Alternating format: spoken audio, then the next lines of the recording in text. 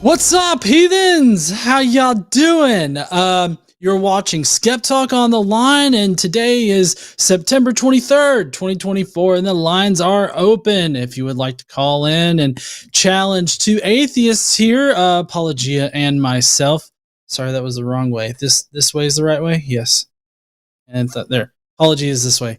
If you'd like to call in, the number is 720-619-2288. If you're calling from the U.S., but if you're calling, from outside the U.S., or you just want to call in on the web, you can find that link down there in the description. Paulogia, how are you doing there, bud?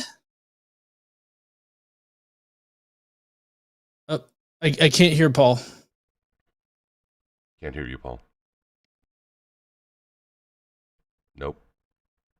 Even worse. I said I'm not doing too well, and I made it even worse by being muted because of my doggy. John, my favorite mug of 24 years broke today. It's been with me every day for 24 years. Now so I'm a little down. So I need some callers to pick me up. I need some, I don't know, maybe I need Jesus. I don't know what I need. Yeah. But you think Jesus will help with your coffee cup? Well, I hear he works wonders with mundane things like that. Did you ever at church have it where they brought out the pastor would bring out the fresh, clean coffee cup, and they would talk about it, and it would be gorgeous and great, but then you'd see on the inside, and it was all like dirty and dark, and with filth in it. They never made that particular. Maybe that's only in Mennonite circles, because it kept happening over and over in my life. I'm like, this isn't new, guys. Teach something new at pastor school. I don't know. Let us know in the chat if that's a common. Maybe that's only in my weird church that they would do that. But yeah, if Jesus heals my coffee cup, I will switch over tonight. Seems like something very concrete that God could do, something very easy. And, I feel like this shouldn't violate any kind of like will or anything like that, like free will or whatever they think. Nope. This is a pretty simple thing. So, I mean, you think that he'd be able to come down. So do you have anything coming up on your channel? Before we got a couple of callers that we're going to get to here in a second, but I was just going to ask Paul if you got anything coming up on your channel. I've been doing a lot of New Testament stuff this last month with this whole Bart Ehrman conference. So now I'm switching it up. I'm getting back to my creationist roots. So I'm going back to, I found out that Ken Ham has been doing some After Dark videos that I'm going to be covering. So we'll. After Dark. I can only wonder what Ken Ham After Dark is about. I know. But so tune into my channel for Ken Ham After Dark. Absolutely. What about you? What's happening on your channel? I've really been hitting up TikTok a lot here lately, and so on TikTok, it kind of it allows you to bring people up, and do like this multi-guest thing, kind of like what we do here on the line, but it's over there on TikTok, and you get a lot. It's I guess maybe poorer quality people that call in compared to like the call-in show. Just but sometimes they end up doing really well, like as conversations and everything like that. So I've been over there and I've been doing that. And so what I do is kind of like what I do with the shows here. I cut up the good conversations and I put them up on my channel. Those have been doing like really well. So I've kind of been leaning hard into that right now. It makes for easy content to generate. So, but that's pretty much all that I've been doing. So these are just people who flip and they just come across your stream. Yeah. And I'm just like come on up. And there's a way for them to join. So it's kind of like the Twitter spaces or whatever that they used to be, or maybe they still exist. I don't know. Gotcha. Yeah, the Twitter spaces still exist, but I guess it's kind of like Twitter spaces. I've never been in a Twitter space. Okay, I try to stay out of the space of Twitter. Indeed. All right. So we do have a couple of callers, and we're going to get to like announcements and all that kind of good stuff after this first caller here, who is Adam from North Carolina. Come on, button. Why don't you push? Yeah. What up, Adam? How you doing? Hey, how's it going? Can you guys hear me? Yep, we got you. All right, fantastic. Well, thank you guys for giving me the opportunity to speak to you. I've been a somewhat long-time viewer of both of your contents, particularly Paulogia. No offense to you there, a godless engineer, but just for whatever reason, I like to watch. I think the first time I saw Paulogia was a while back when he debated. What's that guy's name? Jonathan McClatchy. And so that's when I really started to get into your content. You can't be watching that much because you don't know how to pronounce it, but that's all right. Okay. What do I get? I feel like I've heard people pronounce it multiple ways. You have, and I take no offense. I just think it's just kind of funny. But carry on. I'm excited to talk about you. We're both excited to chat with you. What do you got for us tonight? Okay. So part of this was inspired from I watched a live stream with James Foder on his critique of Adam, I hate to stop you right at the beginning, but is there any way that like you could shift like your body weight or something and get a better reception on your phone because you're going in and out and I can't really follow you? All right, how about now? I got my mic again. Is that better? No, you're still kind of phasing in and out there, bud. Okay. All right, how about now? Is that better? Nope. Maybe we should pray to God for better bars. Oh, let's see.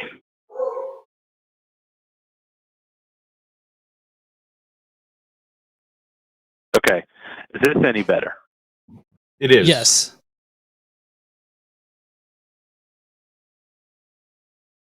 Okay. Unless you can't hear us. One of you saying yes, the other saying no. So I think we both said yes. We both said yes. Oh, okay. My apologies. All right, cool. So I was watching a live stream with James Foder and you, Paul, and so I wanted to follow up on the Kalam and see if you still have the same thoughts about the Kalam. Do you still think that argument doesn't work? I still think it does not work. Okay. I mean, hold on. If I can interrupt real quick, like if Paul, if he felt like the argument worked, would Paul not be like at least a deist or some kind of theist at that point? Like the fact that he's still an atheist over here on SkepTalk kind of seems like he wouldn't. I don't know. It just kind of confuses me. I'm not going to focus on it. It just kind of confuses me why you would still need to ask that question. But anyways, go ahead. Well, it's just to be sure. I don't want to make assumptions. Yeah, no, that's fair. I could be wrong. Yeah. So, what premise of the Kalam do you take most, problem with, or do you take problem with the argument as a whole? Well, which formulation do you use? So, I guess to be simple, the standard Craig version. So everything that begins to exist has a cause. The universe began to exist. Therefore, the universe has a cause. So my problem, and I will absolutely let John chime in as well, but my problem is that I don't, that number two, the universe began to exist. You'd have to define universe. And if universe means our particular instantiation of space-time, fine. But if you mean the cosmos, if you mean all matter and energy and everything that ever existed, then I don't think we have any support for that premise.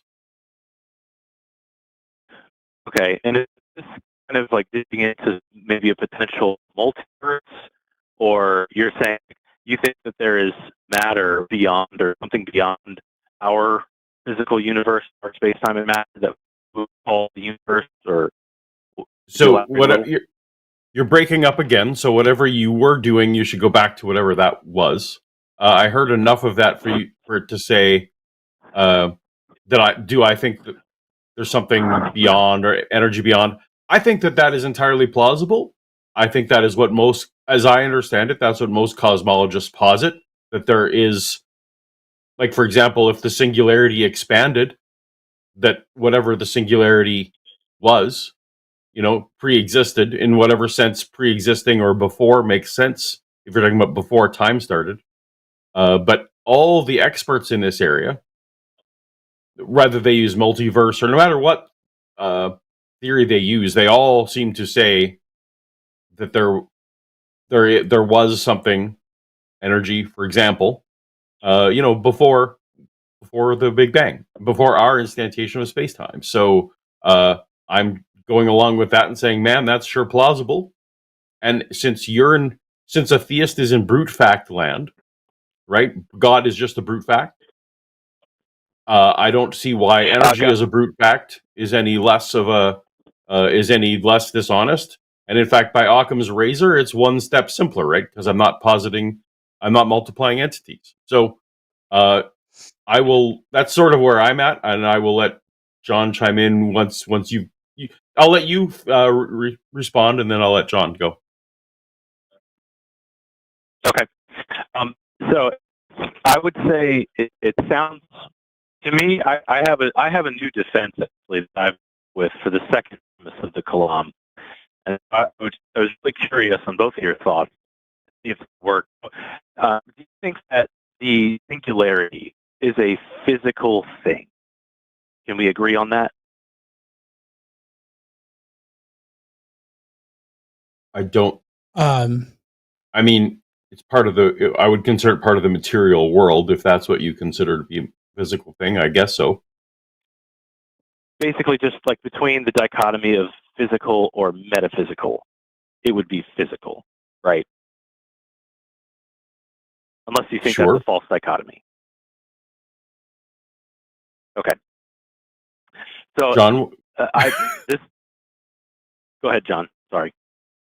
Well, no, I mean, I was just gonna say, I guess I don't know what you mean by metaphysical in that particular aspect. I mean, in the aspect that the singularity would represent a compacted, like an ultra compacted point of all, space time, matter, energy, and all that kind of stuff. Like if that's what you're talking about, then it would be physical in some kind of sense in that way.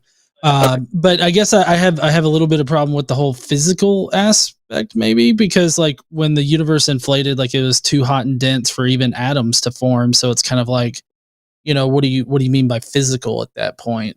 So I mean, I don't know. Maybe I'm thinking too deep into this, but I'll agree for the purpose of whatever you're putting down here. Okay. And so I'm just trying to lead into my argument to make sure. What I predict the first premise would probably be the most contested, but let me lay it out for you really quickly and see what you guys think.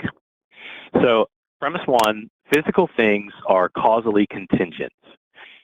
2, the universe is a physical thing. Therefore, the universe is causally contingent. Causally contingent things cannot exist prior to the cause they are contingent upon. Therefore, So the universes exist. No? No, because I already told you, I think that energy is a brute fact. Energy is a brute fact, not causally contingent. You think God is a brute fact? I think energy is a brute fact. Yes. So is energy a physical thing? I mean, kinda. Okay. So then you're going to say that energy is physical, but you reject the first premise. Correct. Okay. I don't think you could demonstrate that energy, which can neither be created nor destroyed, is not a brute fact. I don't think you could demonstrate that. But maybe you can. I should let you go. Maybe you can demonstrate that it is contingent in some way. Well, the initial argument is physical things are causally contingent, and I would argue that, yes, I take the first law of thermodynamics to be true, but I also take the second law of thermodynamics to be true, right? Which is that entropy is forever increasing, and this would include usable energy. So I think that kind of, it can tie together. If matter is to be created, it can't be potentially, like if we want to apply the first law, it maybe would be better explained by something not physical. You hold on. You said the word usable there, right? So you seem to understand that the second law of thermodynamics is with usable energy. Yes. Who's to say that the energy cannot be reclaimed? Who's to say that all the energy in our instantiation of space-time is all the energy in the cosmos? like these are things that none of us can know on this panel. Well, I'm not saying anybody knows these things for certain. So I just think that it's more likely if the universe began to exist, then the cause would not be something physical, as the universe would consist of all physical reality. And so, now you could put like the argument of a multiverse and say, well, there are multiple verses. That could be like an infinite regress. Is that the kind of direction that you would prefer to go, or are you still rather stick with the brute energy? So I really want to get John back involved, but I will just throw in, because you're asking me specifically. I told you up front that I don't think that our particular universe represents the entire cosmos, right? That there's more energy potentially, at least that's what I'm told, or that it existed in some state before the Big Bang. So now I've forgotten the question, but can you repeat the question for me? So I was trying to I'm trying to gauge where you're going. Are you trying to say that there's other verses? I don't want to say other universes because that's weird. Thank you. Yes. No, I don't care what model, because lots of cosmologists have models. I don't adopt any given one. I feel like some of them are plausible, but they're not hanging their hats on them, so why should I, as a non-expert? But what all of them have in common is that energy, or that like there's something that predated in whatever makes sense in a timeless, like we just can't wrap our head around, right, what it might mean to exist in a timeless state. So before time, stuff existed, is what cosmologists tell us. So I just go with that, and I don't really care if it's multiverse or expanding, contracting, or any of those kind of things. I just go with Occam's razor on this. We know that energy can be neither created nor destroyed. So what's to say that energy is not the brute fact that managed to not have entropy? Like, entropy needs time, right? So what would entropy even, like, if you want to say that entropy was at play, well, how do you know what entropy does with absent time? Well, there probably wouldn't be entropy absent time because there are no changes. Is potential energy physical there, Adam? I would say that energy is physical. Yes. I asked specifically potential energy. Is potential energy physical? Well, what do you mean by potential? Like potentially converted one form of energy into another? Is that potential? I'm Googling potential energy. This is a well-understood concept in physics, by the way. Potential energy is the stored energy in an object due to its position, properties, and forces acting on it. So basically, like if you want to think about like a ball sitting on the edge of a table and a cat comes by and is about to knock the ball off, the ball would have potential energy, like because it's it's going to be acted upon that. So there's that. There's also chemical energy, which isn't necessarily represented physically, but it is released upon a chemical reaction. Think of like an explosion of some kind. So like this whole idea that energy in all of its forms is physical is the reason why we're a little bit confused and hesitant to agree to this whole physical nature of energy. So I don't know. I would suggest maybe reading up a little bit more on physics and the laws of thermodynamics and all that other kind of stuff if you're going to be making these kinds of arguments. I mean, personally. But also, I feel like the energy at the beginning of the universe, like this state in which energy was in, that, energy can't be created or destroyed, I think that it was more likely a release of energy similar to a chemical release of energy in, like an explosion. That's why it was, when the misnomer at the very beginning was Big Bang, because it was supposedly like this big explosion. That's how they explained it. So I'm more in favor of this great release of an immense amount of energy. That personally, I find convincing the quantum fluctuation sort of model for the beginning of our universe. But also, I'm kind of curious for you, what do you think was there before this universe inflated? Like, are you the kind of theist that thinks that there was absolutely nothing and then God, farted the universe out, or like what do you think was there beforehand? Well, I don't really think that there is necessarily a like one way or the other. Like I'm not really convinced of one side or the other because it ultimately doesn't matter for the theist position. And by the way, I wanted to clarify. I think that it potential does. Energy is physical. I wanted to clarify. Potential energy in general is physical, and those potential energies would be enacted by causal contingency. But I mean, hold on. You just went from not even knowing what potential energy is to now trying to school me on what potential energy is. Well, I was just asking you to clarify. I just wanted to make sure. And forgive me, I have a problem with second guessing myself and what other people say because I always want to make sure I'm 100% clear on what we're talking about. I mean, I guess I feel like I disagree with you on the physicalness of potential energy. I think that potential energy can become realized energy in a physical way, and it becomes physical at that point. But I think potential energy, much like chemical energy being stored up in an object, isn't necessarily physical at that point. So, I mean, I don't know. I guess I would just disagree on that. Maybe I just need to read up more on the intricacies of the different kinds of energy. But the reason why I'm asking you this as to, your position of theist and why you're proposing the Kalam cosmological argument here, I feel like if you think that there was absolutely nothing at the beginning and God farted out the universe, that has a number of different issues. Like for one, why do you think that the causal principle, this whole idea that everything that begins to exist, has a cause? Why do you think that would exist, be like logically necessary and state of absolute nothing, for one? For two, how can a being or an entity or whatnot even begin to think outside of time and space? What kind of medium was he in that allowed him to think, act, or do anything if there's no way for him to actually do those things? And I don't really have a third, but normally lists in threes are very compelling to a lot of people.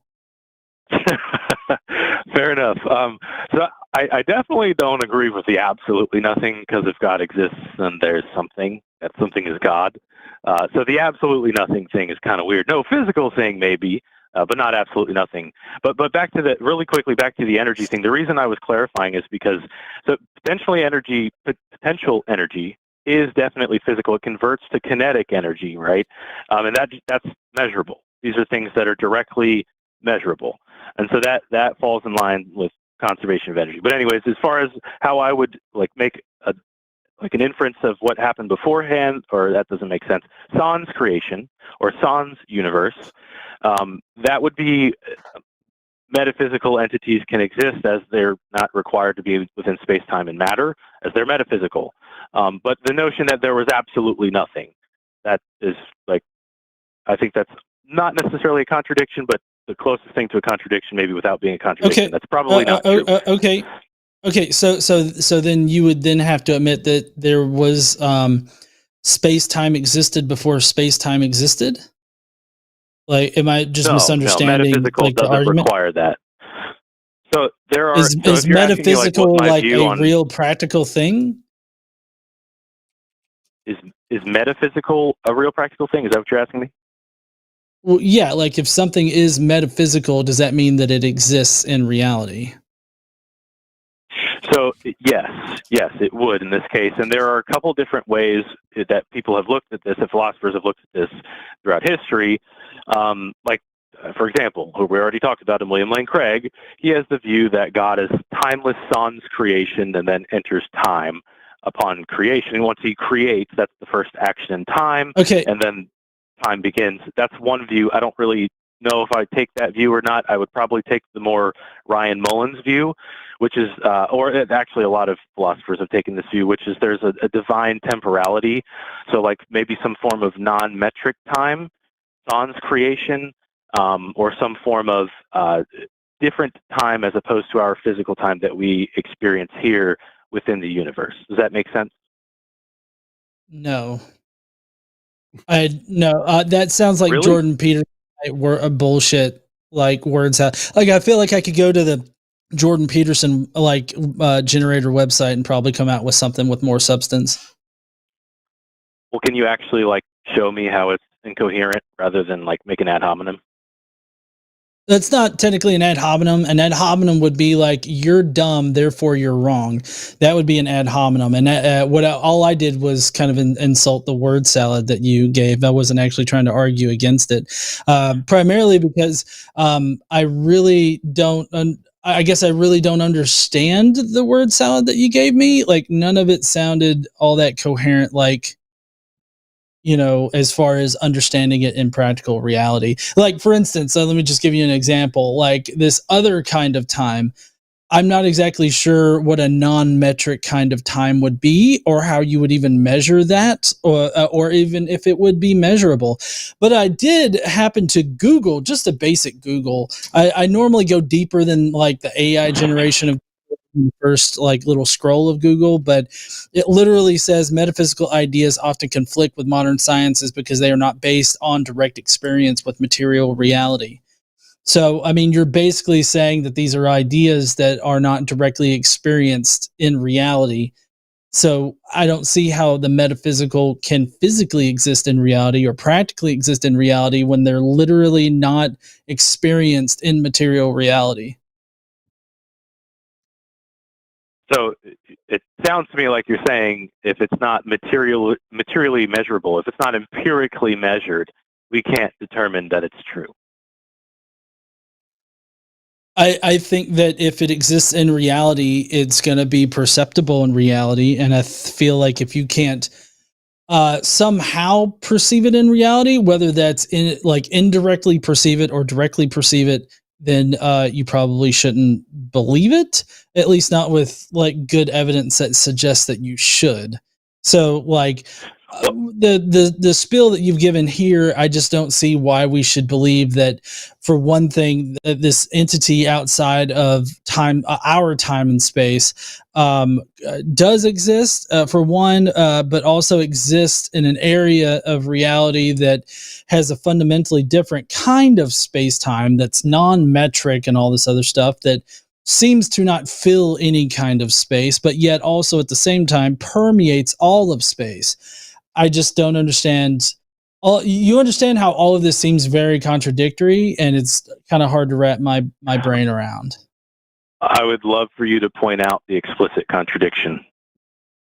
I mean, I kind of feel like I just did. God exists outside of our time and reality in a different. No, I did. So God exists outside of our time and space in a special kind of time and space that is non-metric, that fills no kind of space whatsoever, but also this God seems to permeate all of space-time. How does that make sense? So, I mean, you're adding things that I never said.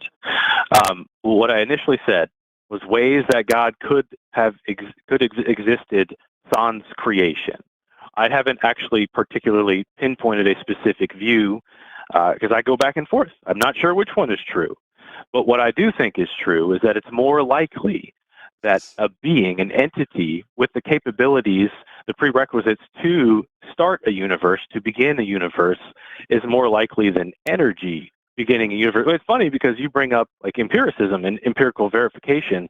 We've never seen energy create a universe. So that is ridiculous. Adam. What is Occam's razor? Yes. What is Occam's razor? Whatever of two competing theories, whichever is the simplest is more likely to be true. No, actually, that's not Occam's razor. Occam's razor is that you should not multiply entities beyond necessity. I mean, and to maybe theories, translate. Yes. Well, two competing theories. Sorry, go ahead, Paul.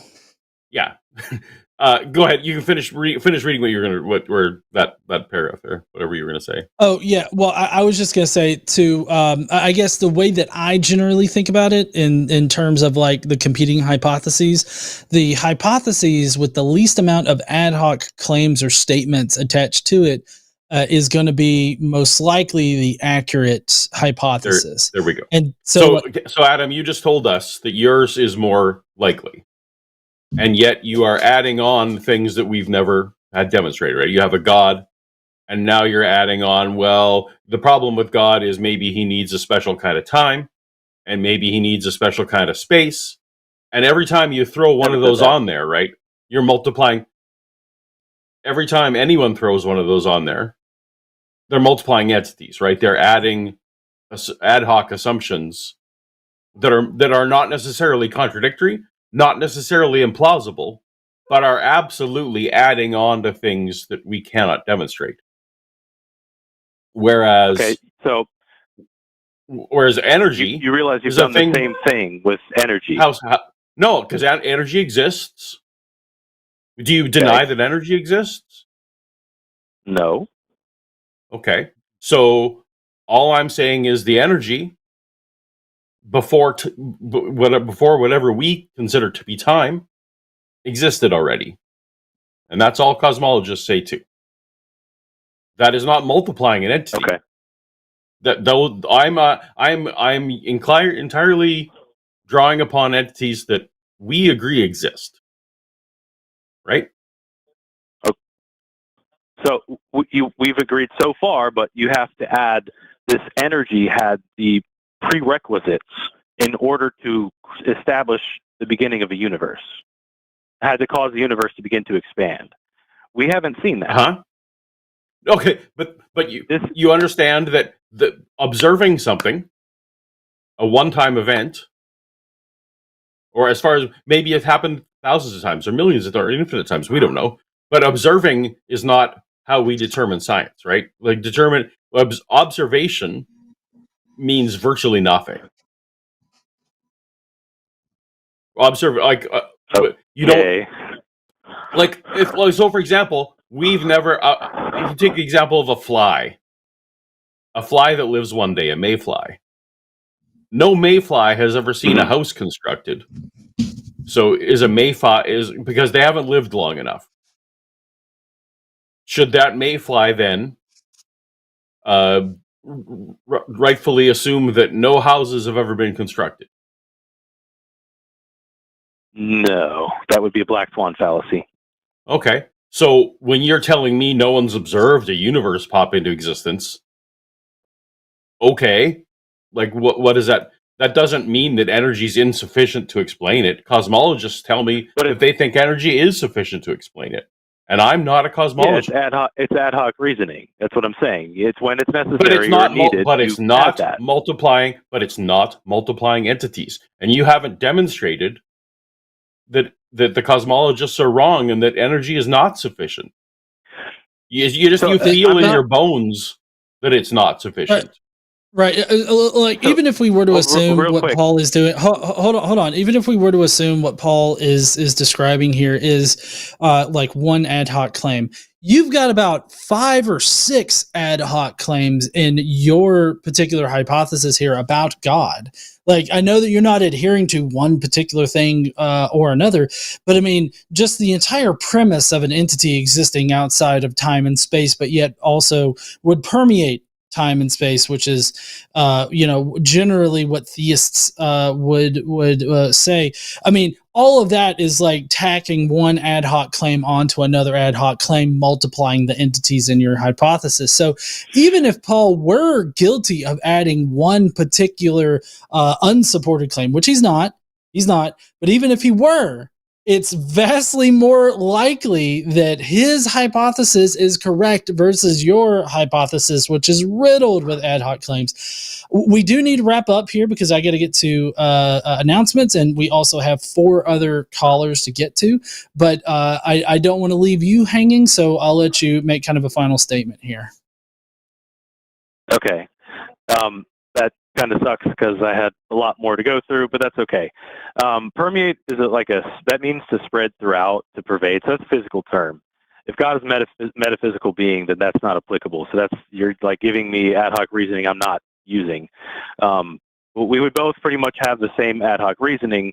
We would both insert one, and then we would go from there to see which theory or which hypothesis has more explanatory power. But I'm not going to have time to get into that today. So I guess thank you guys for your time, and hopefully I can call back again with you guys on here in particular. I don't suppose you know the next time you'll both be back on here. We don't, but it happens. Yeah. But, all right. But thank you so much, and I appreciated the nature of your call and your demeanor, and keep it up, Adam. Thanks. Thanks, guys. Take care. All right. Bye. Mm-hmm. All right. Well, that was quite interesting. Yeah. So I definitely wasn't trying to suggest that, Paul, you were adding any kind of thing on there. But, I knew what you were doing. You were willing to concede for the sake of the argument. Absolutely. I just, Yeah. Yeah. I didn't want you to think that I was like, yeah, he's adding ad hoc shit, but that's not as bad as you, kind of thing. I got where you're going. Okay. All right, so we do have some announcements to go through here before we get to the next caller. I'm going to try to get through this rather quickly. We do have a lot of great shows coming up this week on the line. Tomorrow at 6 p.m. Central, we've got Chewed Gum with Eve and Alyssa. And then on the Wednesday, we've got Matt Dillahunty and Ian Harris. On Thursday at 2 p.m. Central, it's Takis with Josie and Alexander. And then on the Sunday show, we've got Matt Dillahunty and Forrest. And on the after show, oh crap. The after show is different. Huh? It's on the column in the end there. Sorry. No, yeah. Well, you got. I don't know if it's repeated. It's got the Sunday show after dark is Matt the next and Sunday Forrest, show and after then dark is you and Eric. Oh, 29th. Oh, I see it. The 22nd. Okay, I was reading that wrong.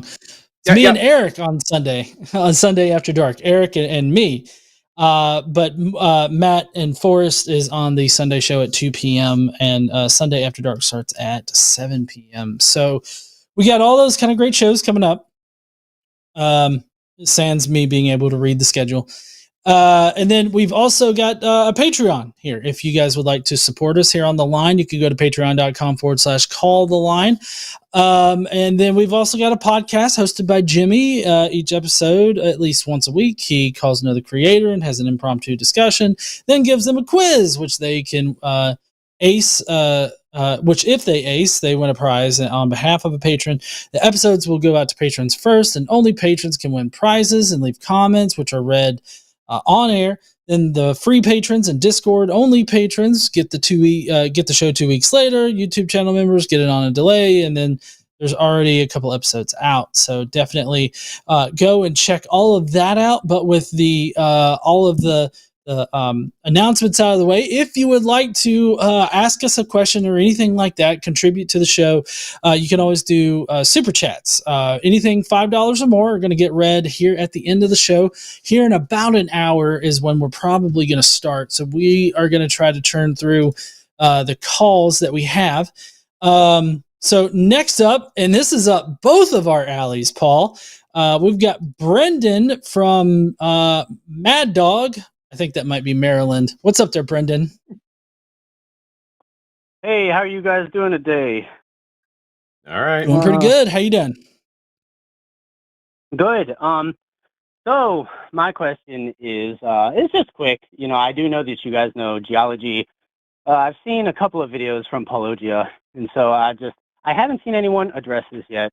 So I just want to see how you guys address it. I mean, I am a Christian, but yeah, we'll just see where you go with this. So I saw the Is Genesis History movie #2 with Del Tackett, and I'm sure you've definitely seen the first one. You might have seen this one too. But one thing they do is they go into the Grand Canyon to the Tepete Sandstone. And in one of the bent layers that's like 90 degrees, they take a sample of that, and then they get it tested.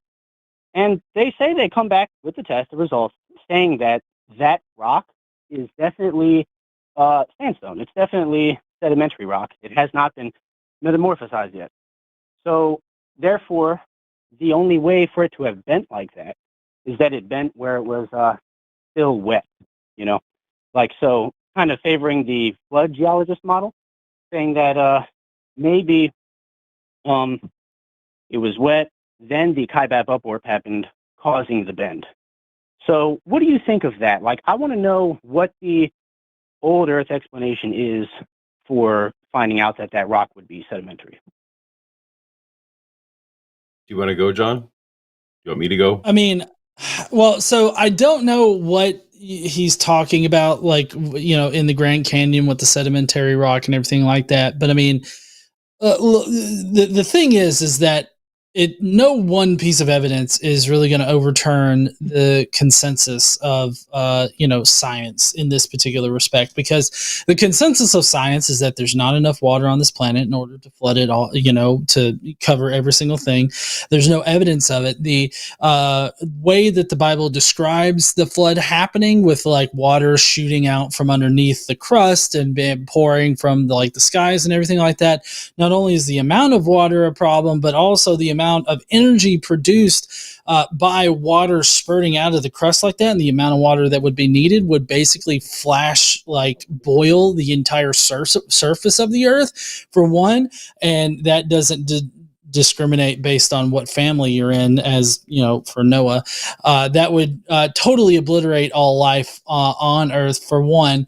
And it would probably destroy the earth for another thing, with the amount of energy that's released. There's also no debris out in our solar system or anything like that would seem to indicate that any of this kind of bullshit happened. And I mean, I feel like I've gone over plenty of things that are wrong with this whole global flood idea, even if this sedimentary rock was found in the Grand Canyon, which, coming from Genesis is History Part 2, I'm going to just immediately throw on my skeptical eyebrows and be like, sure, buddy, until you can get this published in some kind of geological journal or some kind of from some kind of scientific press in some kind of way. I'm really not going to give a shit what a creationist publication is going to put out. But I'll let Paul give a better answer. So Brendan, metamorphic rock. Metamorphic rock is sometimes formed when there is too much heat, but it actually requires several other factors too, right? It requires actual levels of pressure. Not all sedimentary rock will turn metamorphic, even no matter the heat. So, for example, the fact that it didn't turn metamorphic isn't evidence that it wasn't very hot. It can get to thousands of degrees and still not necessarily turn metamorphic, right?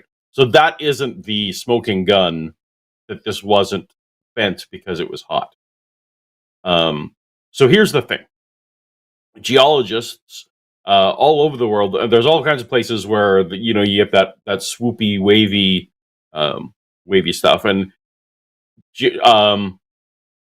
geologists definitely find that there's micro stress fractures in all that, right? Every time you see it, if you look at it from a distance, yeah, it looks very bent, very smoothly. When you get up close and when you analyze in the rocks, there's always micro fractures, meaning that it actually was at some point relatively hard. And so I trust geologists when they tell me that absolutely that heat and some of that stuff is sufficient for this to happen, and that they seem to have that there. One of the problems, though, is you came at us with the thing called bent rock, right? Bent layers. Now, the trick is when you Google bent rock or folded rock, some of those creationist terms, these are terms that geologists don't use. This is a perfect example of a term that only young Earth creationists use. So that when you go and Google it, you look it up and you see no scientific papers whatsoever refuting this argument, because why would they? But because that's not what geologists call it. Yeah, geologists like polystrate fossils, exactly. And so Stephen Bauman, who's often on my channel, who is one of my favorite geologists, because I don't like geology at all. I don't enjoy it, so I like to bring on experts to talk about it. deformed layers is what they call this, and or folded layers. When you go to Google Scholar or you go to scientific papers and you look for deformed layers, some of those kind of things, that's where you find your real answers. I was smirking when you were talking about this because exactly that vocabulary. This is one of those sticky points where it's like, yeah, scientists have no answer. Well, that's because that's not what scientists call it. So I would encourage you. Neither John or I are geologists. We're not going to give you the best possible answer. But I would go and look for different phrases in scientific literature if you're super curious about how this happens.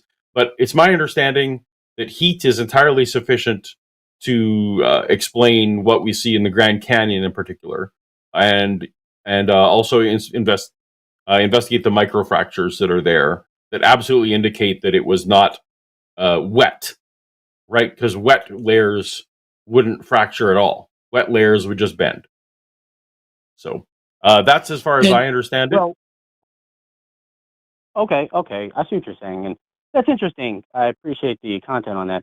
But are you then saying that there is no geological evidence that a young Earth creationist could offer, that if it's not already talked about to some degree in more conventional paradigm papers, journals, if it's not already talked about in there, then you wouldn't consider it as potentially being evidence?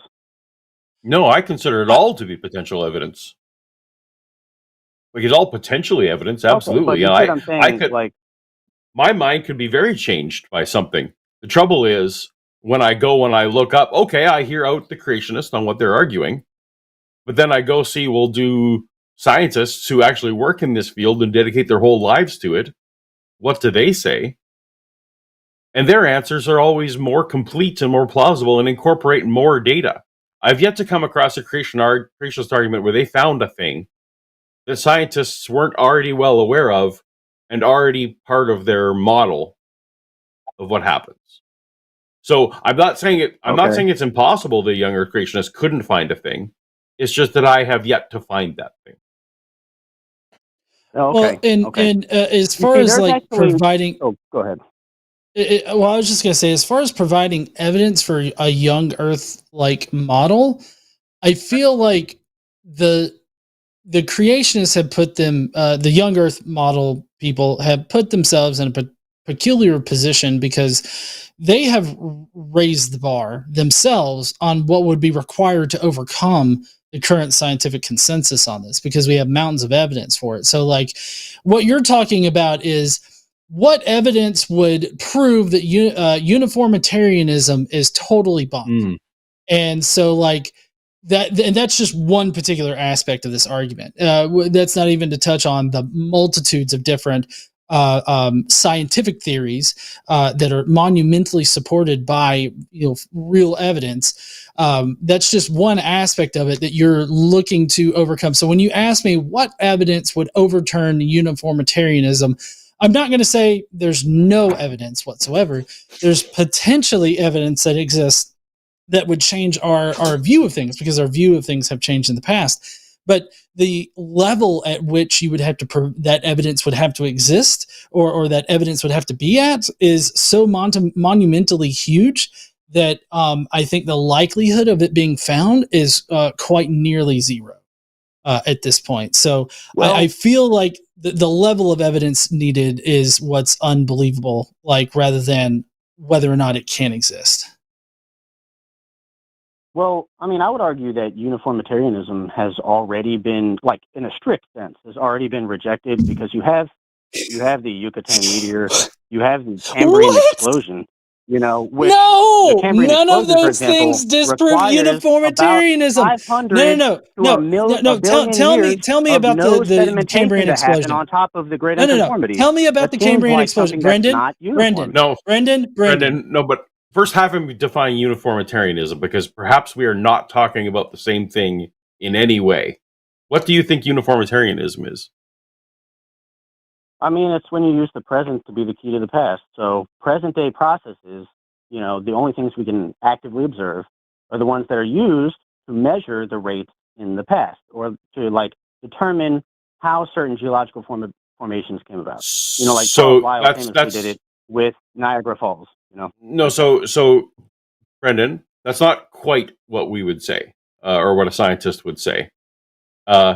Uniformitarianism is not that processes stayed the same, right? Because processes change all the time.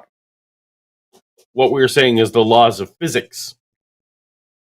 The laws of physics have held, right? So the erosion of the Grand Canyon or the erosion of Niagara Falls, for example, well, that's not going to be uniform across time because that rock wasn't always there, right?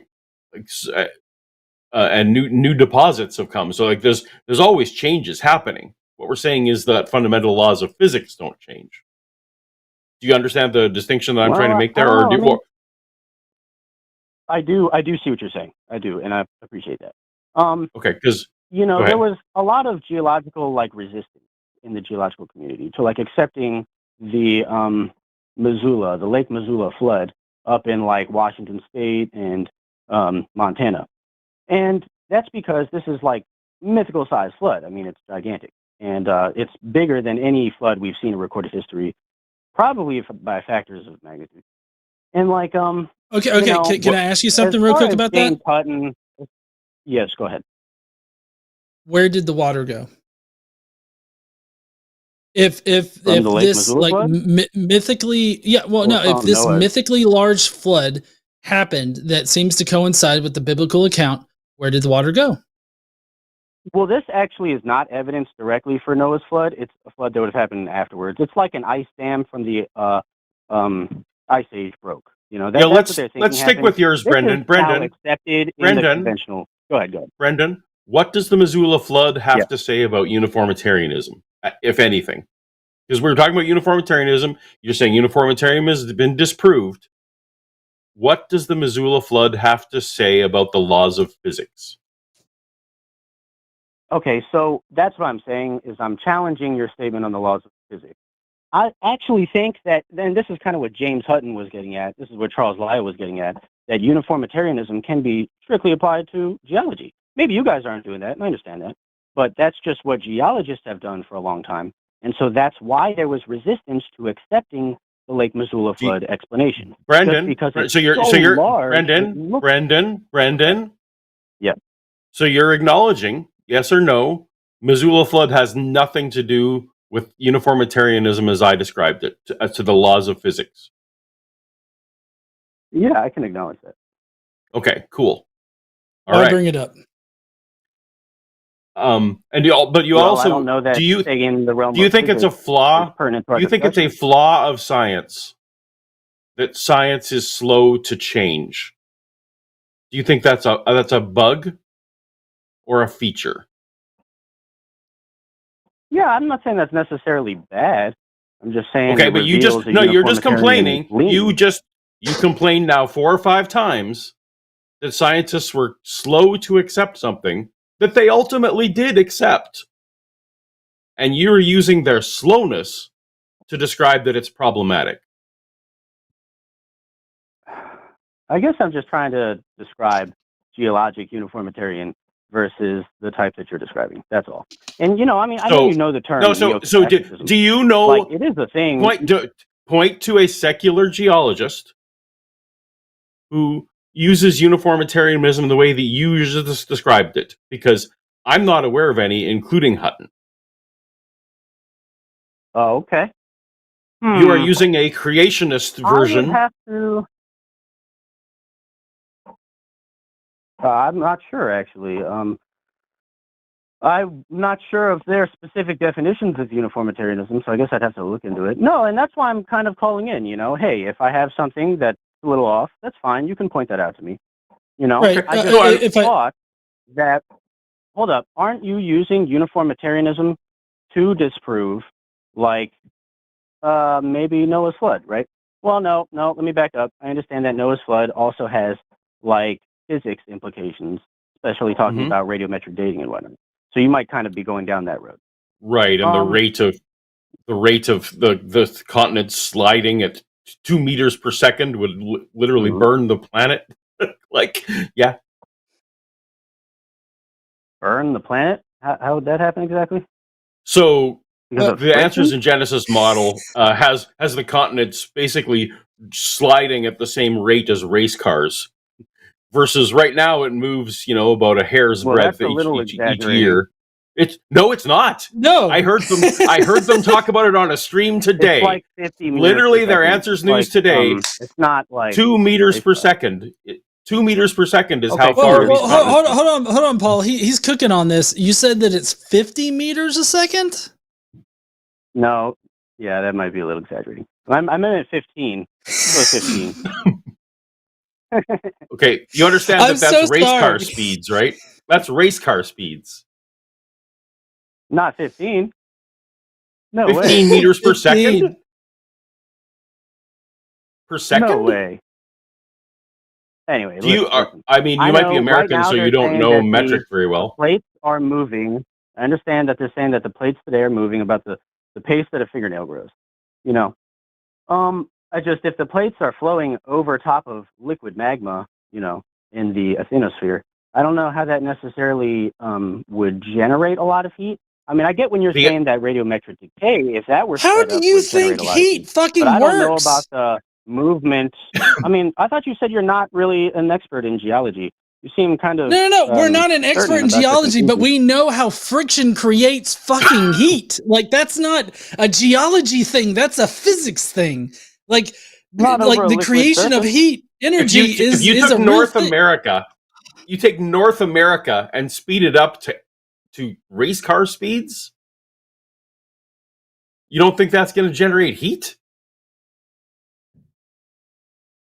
I would encourage you to. Yeah, I would encourage you to look up some saying- equations on friction and plug in masses the size of continents and the speeds you're talking about and the temperature that would result.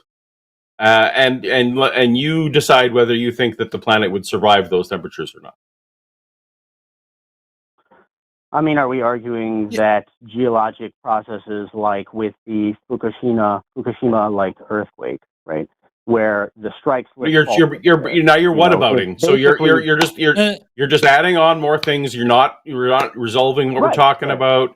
Go ahead, John. Well, yeah. So no, I was going to drop it down a little bit here. Have you ever done a burnout in a car? No. No. So you've never sat in your car, pushed on the brake, and then pushed on the gas at the same time, and allowed your rear wheels or front wheels to burn, and it creates smoke? I have not intentionally. Have you seen that happen in the Fast and the Furious? Bro, I know all about physics, man. I am an engineer myself. Well, I would not guess that. But if you know about burnout in cars, like them, turn the wheels turning while staying still and it producing smoke, heat, energy, and all that kind of stuff, just imagine that happening with a full ass fucking continent. Yeah. If there was zero friction, body of magma, that's the one that's propelling. Oh my God! Do you think that there's no friction? If there was, hold on. If there's no friction, there would be a lot of friction. Well, if there's no friction caused by the movement of the continents across magma, Brendan, I promised my wife I wouldn't tell people to shut the fuck up tonight. If there was no friction when continents moved across this magma outer core or whatever, I'm again not an expert, but let's just assume that the continents are moving against this magma, right? If there was literally no friction there, do you think that we would be as still as continents now?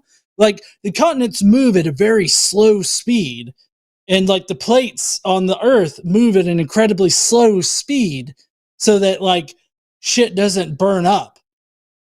So do you, well, I mean, I just don't even know how to process this right now. You've got me flabbergasted. You've blown my mind that there's no friction when a continent moves against magma. It's frictionless, but yet it stays still at the same time. Have you ever been on an ice rink? Yeah. Sheesh, man.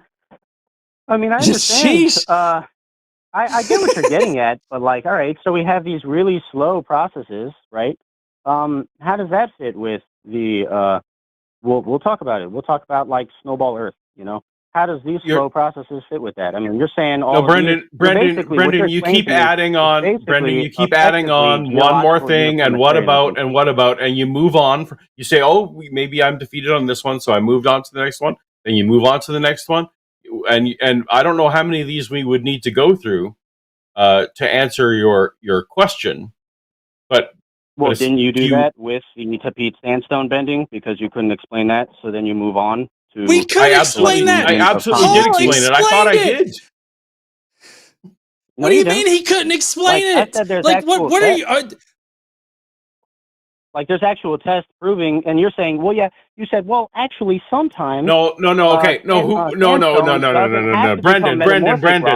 Brendan, those rocks. Well, you're not. Those rocks have been tested. That instance, it was actually bending using that method.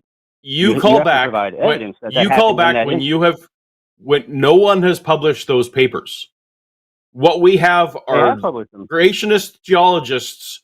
No. They don't publish the results. AIG is not a respectable publication, okay? Or whoever produces the answers, the Genesis in history or whatever in the fuck, Paul would know. Whoever produces that is definitely not a. Whoever produces that is not like an actual like rigorous scientific journal that has like real fucking standards. The standards of these places that produce these things are: do you believe in God? Do you suck Jesus' dick? Oh yeah, definitely. Okay, well then we'll produce your paper. We'll print your paper. Like that's pretty much it. But even then, they don't publish these results. They tell us about these results. They don't actually publish the results where it can be and why does it conflict with the actual peer-reviewed results, right? Like I don't trust radiometric dating from young Earth creationists because they don't do it correctly. Well, they'll do things like they'll kill a seal. They'll kill a seal and send it in and say, oh yeah, this is definitely of XYZ. And look, carbon dated is thousands of years old when it was like killed this morning, because they don't know the limitations and the processes of doing this stuff. Like it's just, I'm not going to take your. I'm sorry, I don't know you. I'm not going to take your word for it. That someone radiometric dated something in conflict with everything that science has published. So, I mean, that's not a flaw in you. Is Genesis history? Yeah, I understand. With Is Genesis History, they actually do have like Andrew Snelling's papers there. And you could say maybe they're the worst papers written ever. I don't know. I'm super familiar with Andrew Snelling. Know that, right? Right. Yeah, and it has been, Brendan. And I'm skeptical that you have looked up the refutations of Andrew Snelling. I did, but this one is just new. That's why I brought it up. Okay. New. Yeah, that's all. We have to surround that with quotations here. New, because no creationist arguments are new. I mean, maybe the location is new, but like this whole idea about the layers and everything like that, even I've heard that. Okay, and like I'm not as deep into the creationist like sphere as Paul is, but even I've heard that bullshit and I've looked it up before. I'd highly suggest you peruse the site called Talk Origins, because talkorigins.org, I believe it is, and they've got an entire section on like geology. Like it's an entire tree of like creationist claims, and geology is an entire section of itself. So I would definitely suggest doing that. We do need to get to other callers. We only have a little bit of time left, and we got a whole bunch of callers in the queue, so we do need to get to it. Brendan, I appreciate the spirit of your call. I just appreciate the spirit of your call, Brendan. And I'll give you the last word, as John was going to say. Hey, I appreciate that too. Thanks for letting me on. I just want to have a good discussion on this stuff, and I think we did. Yeah, I guess I'll look into those skeptical claims, and maybe you guys could see that new article that came out. I'm going to look into it for sure. Paul will definitely look into it. Well, you all have a great All right. night. Bye, Brendan. You too. Bye. Bye. All right. I mean, I am curious about it too, but like, if it's just, oh, we found this sedimentary rock at the bottom of the Grand Canyon, and the only way that it could have gotten there is a magical wizard flooded the earth because he didn't like everybody. Like, I feel like that is, I'm like, okay, sure, whatever, bud. I'm dubious when, as soon as you told me it was Andrew Snelling, I'm like, he does his track, not a genetic fallacy, but his track record's not good.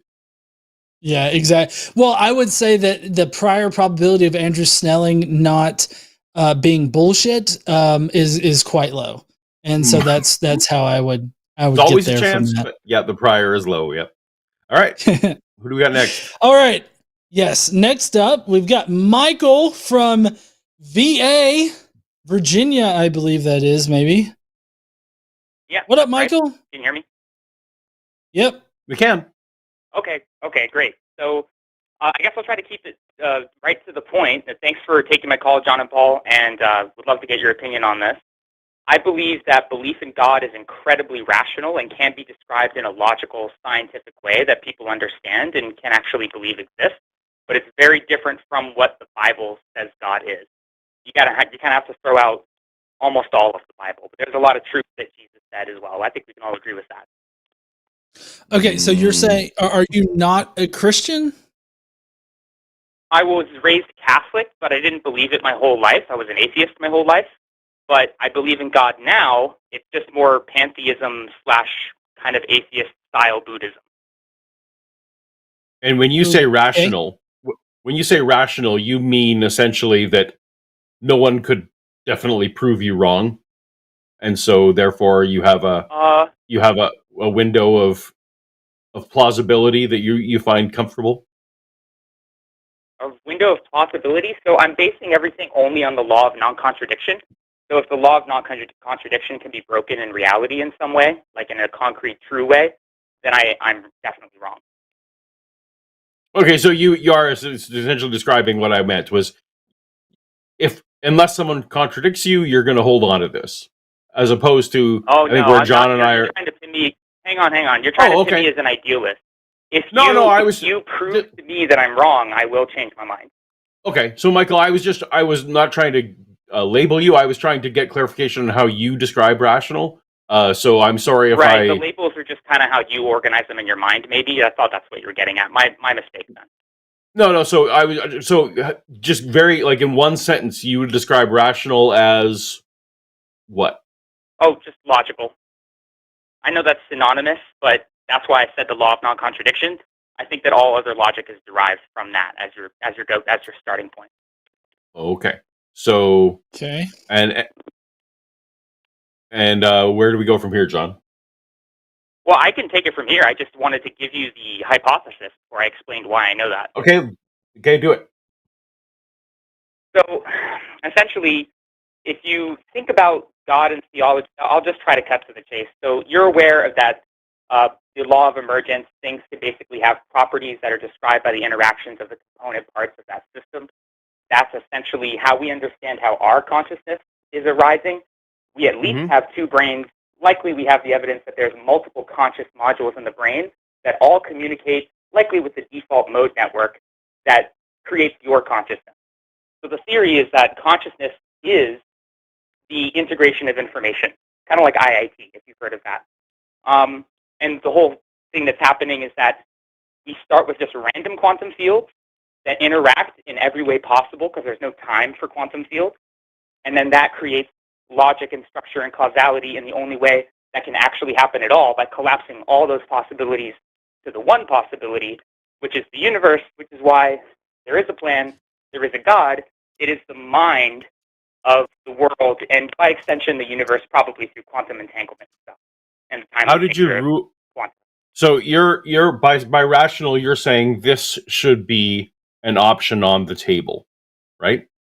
Yeah, I think that this is the inevitable conclusion that everyone is coming to all over the place, all over the world throughout time. Yeah.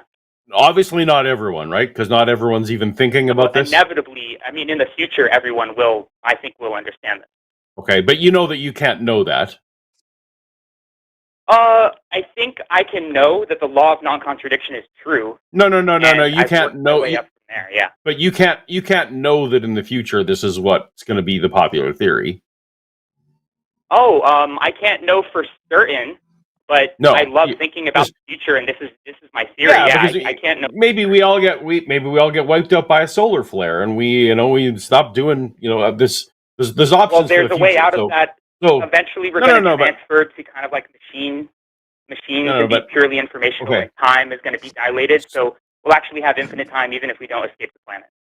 So, Mike, you put forth that your God idea is an option on the table, that it hasn't been specifically contradicted, therefore you're rational holding it. Is that what you want us to agree to at this point? I don't want you to agree to it. I mean, for the sake of it, I want to get your opinion on if you also agree that it is an option on the table, then rational. I don't. Okay, then tell me why. Because nothing supernatural has been demonstrated. John and I's epistemology is very different. I didn't claim anything that was supernatural. I'm sorry to interrupt, but people always make this mistake. I didn't claim anything was supernatural. I claimed an entirely when you said the word, process. When you said the only explanation for this is God. If you don't mean a supernatural God, what do you mean? I mean the emergent direction that the communication between all humans has on the future, on the deterministic future. So, hold on. Your definition of God is not supernatural. Your definition of God is some eventual emergent property? The unification of all minds is the one, yeah. I know it sounds crazy. Sorry, guys. I don't know why you're labeling that God. Oh, well, because it's still something distinctive, and the reason why is to essentially obliterate old world religions by pulling them to our side, by teaching them that there's stuff that they're right about, and it can be incorporated into logic and science and reason. We can unify these things together. Honestly, I don't know how this is practically useful in reality, or how this practically describes that. I've thought about this for years. I could go into determinism and why determinism is true, and why we don't have free will, and why that's actually the best thing for humanity. But I didn't want to go down the many things I've thought about. I just want to try to cut to the No, okay. We agree that determinism is true, so you don't have to sell us there. And I don't care whether it's good or bad. I don't care about the utility of any idea. I can explain more realism and why it's good too, but there's just lots of trains of thought. No, I don't. But I'm telling you, I don't care, because I only care if it's true, not what are the good or bad ramifications of it being true. Don't care. Sorry, that might be a character flaw in me. Don't care. I think this is essentially a nothing burger. John, do you agree that we should move on to other calls, perhaps? Yeah, there's definitely more interesting calls, but I kind of feel like the unification of all minds is basically a description of the Borg, and I feel like you're just making an argument for a Borg god. I can explain why it's good, but you guys really don't seem like you want to listen.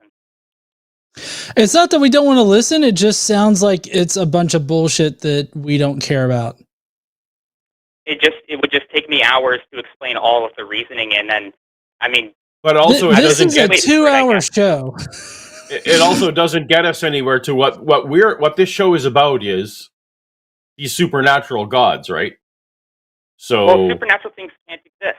They can't exist. That's my whole point. Well, that's so then I guess we'll just shake hands. I don't actually agree that they can't exist, because I just haven't been told what it even means. Supernatural things as things that are impossible. So by definition, they don't exist. No, because that's how we define it. Okay, then you are an incredibly uninteresting person to talk to at parties, because you define your position into reality. I'm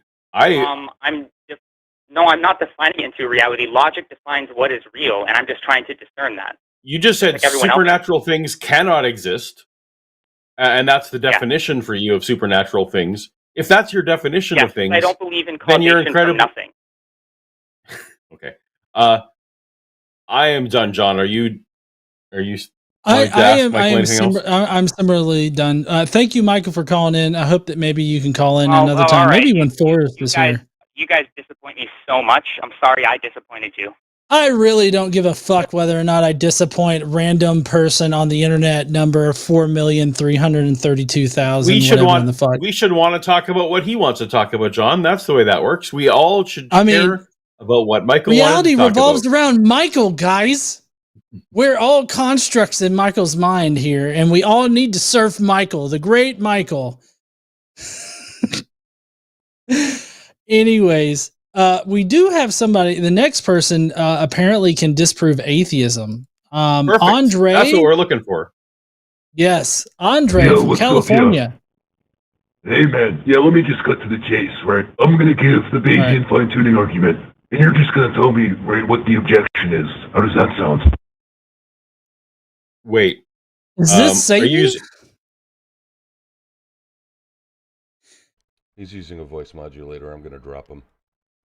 Okay. Okay. I heard Bayesian, and I'm not sure what else. I mean, it was a Bayesian cosmological argument, maybe, or it was a classical argument. Sorry, I was totally thrown off by his Satan filter. I guess we'll never know. I guess we won't. Okay, so next up we've got John from Ohio. What's up there, John? Hey, how are you? Pretty good. How you doing? I'm doing good. I'm just doing good. Uploading a video on YouTube. About to make some dinner. That's a mistake. What? I said YouTube is a mistake, but carry on. Oh no, dude, trust me. Yeah, trust me out. Anyways, so I have a question about what I was gonna try and the idea I'm trying to put forward. Like again, like that last caller. I mean, I don't think I believe anything supernatural unless like you're counting like mathematics as like supernatural and things like that. I'm not making an argument around mathematics, but like, yeah, I don't know. I'm actually a former atheist, but anyways, like. So when people talk about personalities or spirits, like I just understand it as like a personality that like you can imagine there's just like an array of different ways of being, and you can invite those ways of being to take control of you, huh? I just said cool. That was all. Sorry. Oh yeah. And I guess, and I also think that the Bible also like kind of gives a description of the way they work. You know what I mean? So what's a good example? So like, I guess I'll talk about one that's kind of like the satanic pattern. No, John. We're short on time, so I want to get to the crux of what I think our viewers and where we want to talk about. So you don't believe in the supernatural at all, but you're a theist. I mean, I don't believe in the supernatural the way materialists construe supernatural things. Like I if we're talking how do you understand the supernatural? Consciousness. I mean. I could understand like consciousness as being supernatural. Like you don't find consciousness in the natural world at all. I mean, you do. I mean, like I'm conscious. I'm in the natural world. My consciousness is in the natural world. Like what's what's magical about me talking to you right now?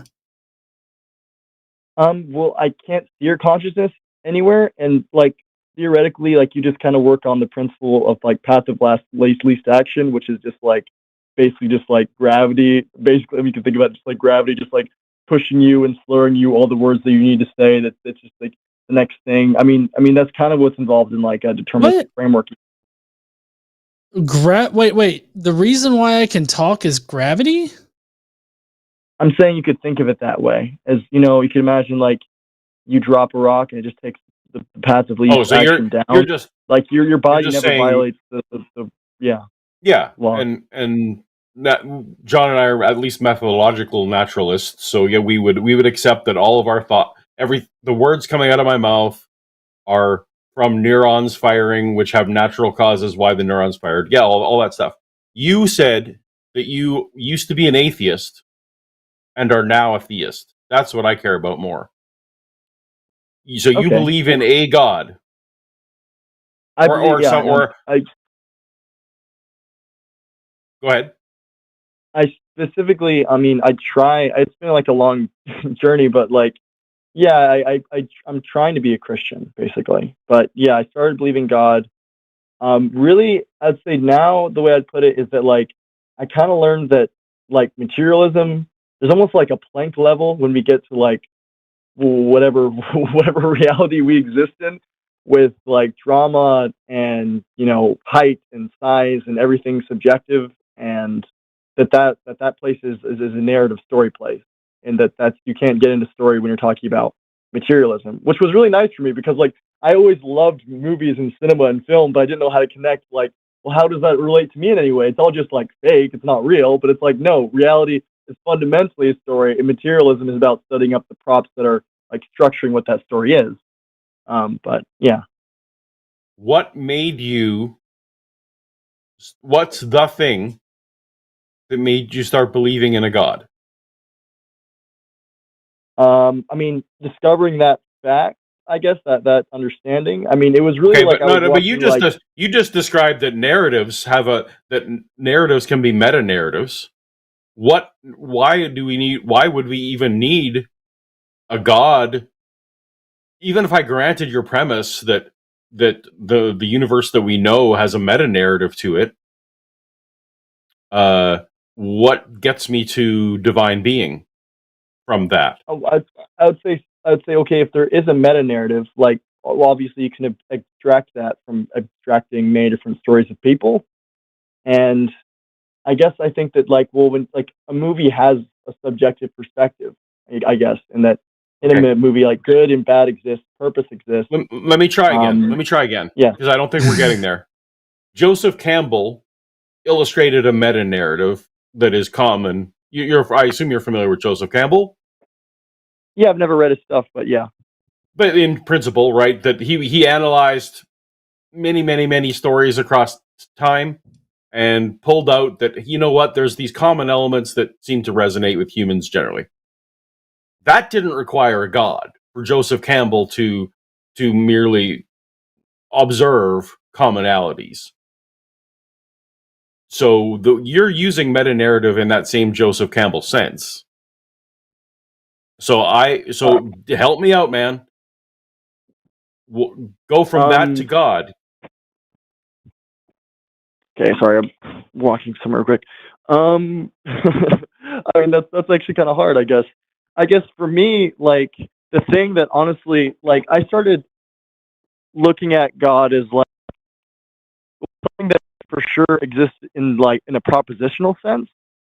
In like a propositional evolved sense that like, well, if you have a bunch of like tribes competing, the ones that can perceive the fact that everything that they do.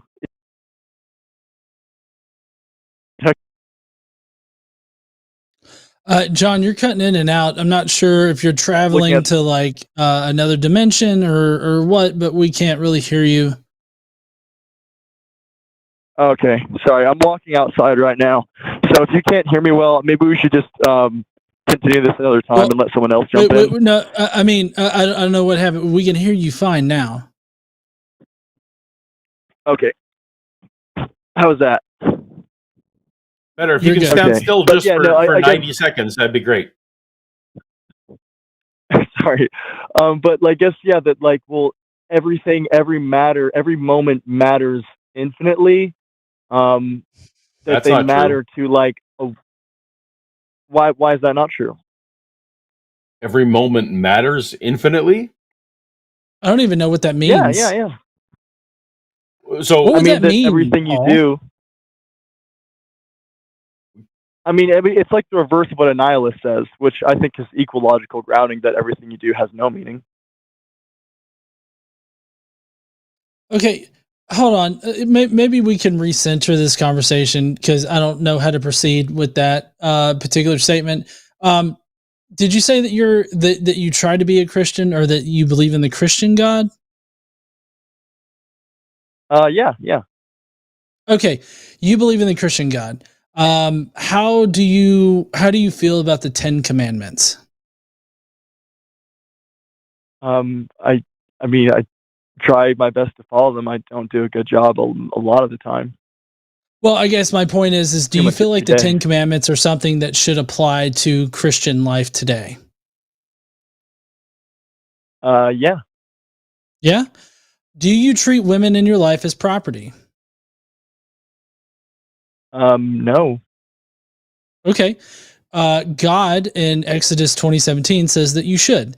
So if you're not treating women as property in your life, and you identify, I'm assuming, I'm hoping that you identify that as being a wholly immoral thing to treat women as property, right?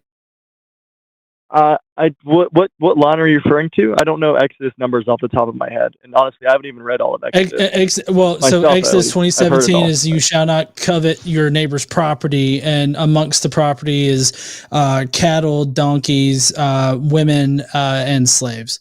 So that's just a very direct instance of God saying that women are property. There's other verses that I definitely can bring up showing that. I mean, My entire Huh?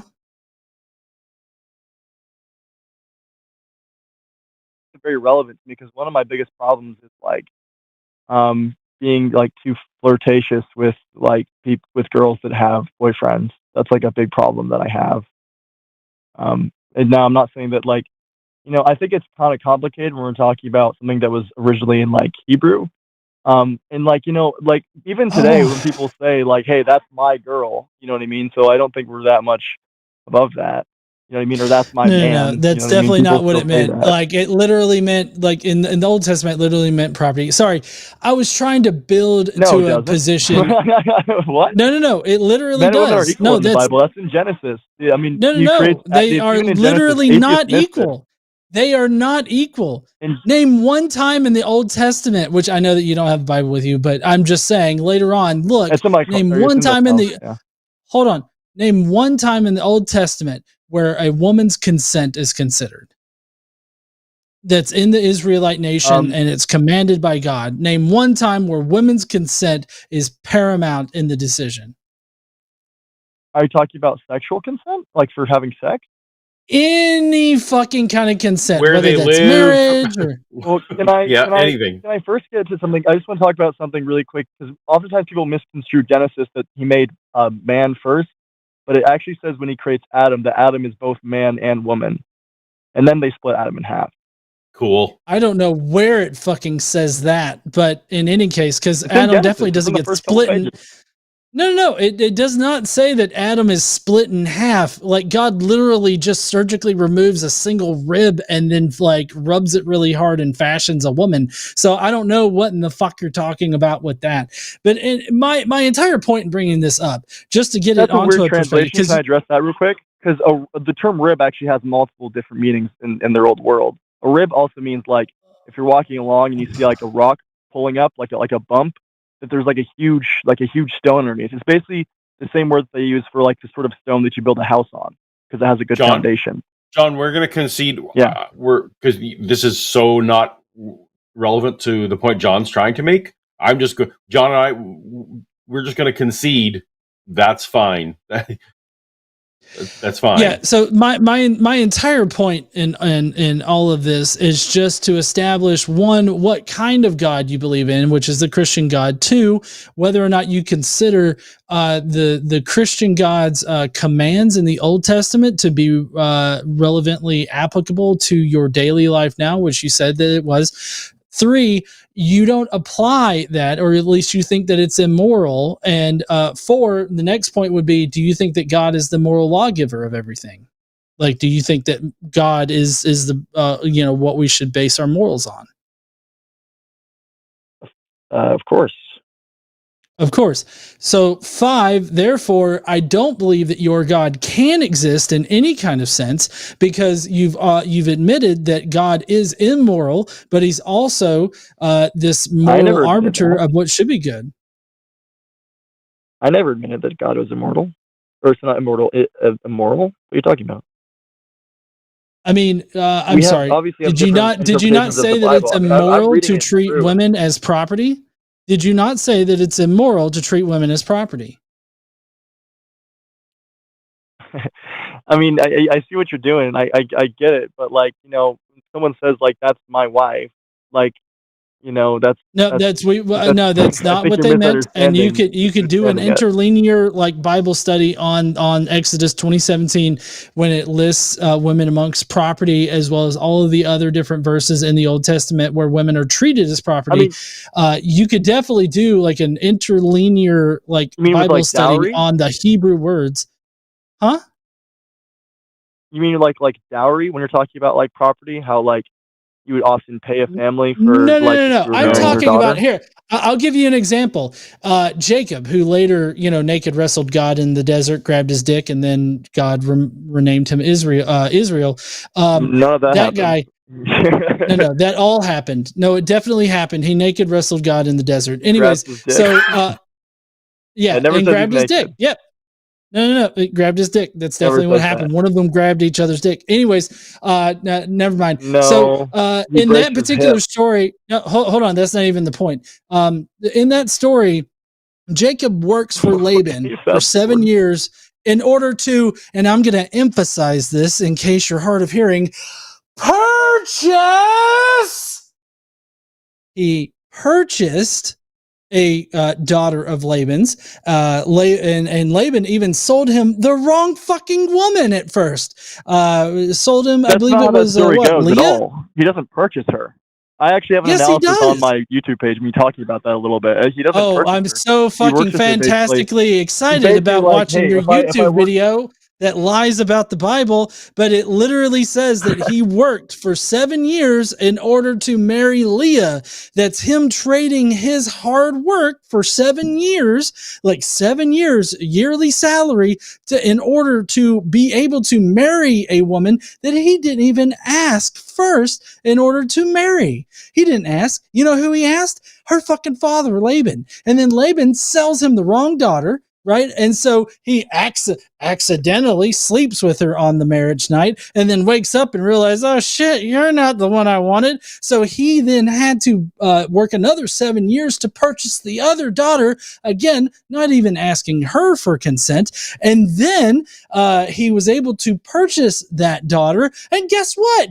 The daughters came with the bonus because they both had servant girls for slaves. And so now Jacob gets to sleep with all four women, producing the 12 tribes of Israel. You're given like you're a 14-year-old, not like you're reading like a very ancient, like very, very deep, evolved story that was told over do you want me to show deference to the sexual slavery guide? Is that what you want me to do? Do you want me to show reverence to the sexual slavery guide? Is that what you want? You're not. If I talk about sexual slavery now, do you want me to speak respectful of the sexual slavers like that are out there enslaving young women? Like, is that what you want me to do? Or do you want me to be a bit brutal about it because they're shitty fucking people? That's not what's happening in this story, actually. And it even says that, I'm forgetting the younger daughter's name, but they even say that she like looks upon him like likes him. She likes him. And Laban, that's not even the part I'm focusing on. And the fact that you're not even realizing it is a bit sad.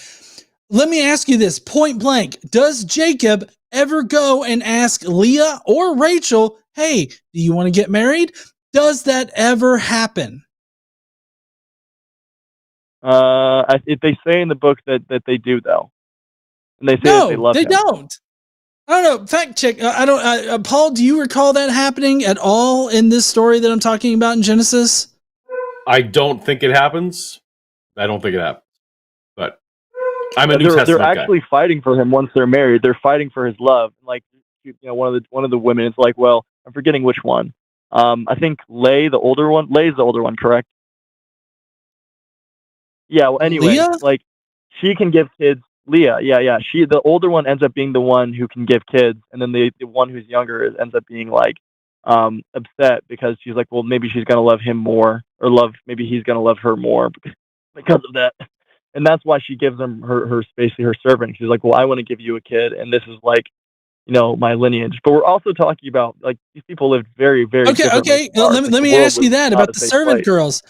Did Jacob? Is it anywhere communicated where Jacob or the wives, multiple wives, by the way, the wives asked the servant girls, hey, do you want to be the surrogate mothers? Like, do you want Jacob to fuck you and impregnate you? Like, is that something you want to do? Like, is that ever communicated whatsoever? Or did the wives just be like, here, fuck her, impregnate her? I think we were kind of having like a misunderstanding. Actually, it's funny because I got in an argument with some people. Like, I don't know, someone was at church and they were talking about this in regards with David and Bathsheba, because in that story too, they like never specifically asked for Bathsheba's consent. But I feel like and you don't see a problem with this. Like more, like, can I explain real quick? The Bible has a lot of repeating patterns, and we can use this story to kind of understand what's happening there. Like, this rape apologetics here is just getting too fucking cringy and sick and disgusting. What? That's what you're engaging in, rape apologetics here. No, I'm not at all. I'm definitely not an apologist. Yes, you are. That's monstrous. No, it is monstrous. But you know what? Your God specifically is a rapist. You know, they say you should stone rapists in Deuteronomy. No. That's not what they say in Deuteronomy. In Deuteronomy, if a man rapes a woman that's out in the field, my roommate. This is ridiculous. Oh, okay. It's totally fucking ridiculous, and he just jetted out. He dropped. So let me clarify real quick, and Paul, I'll let you disagree with me or whatever on this, but I have what seems to be, like, at least for the Christians, a very unique view on this.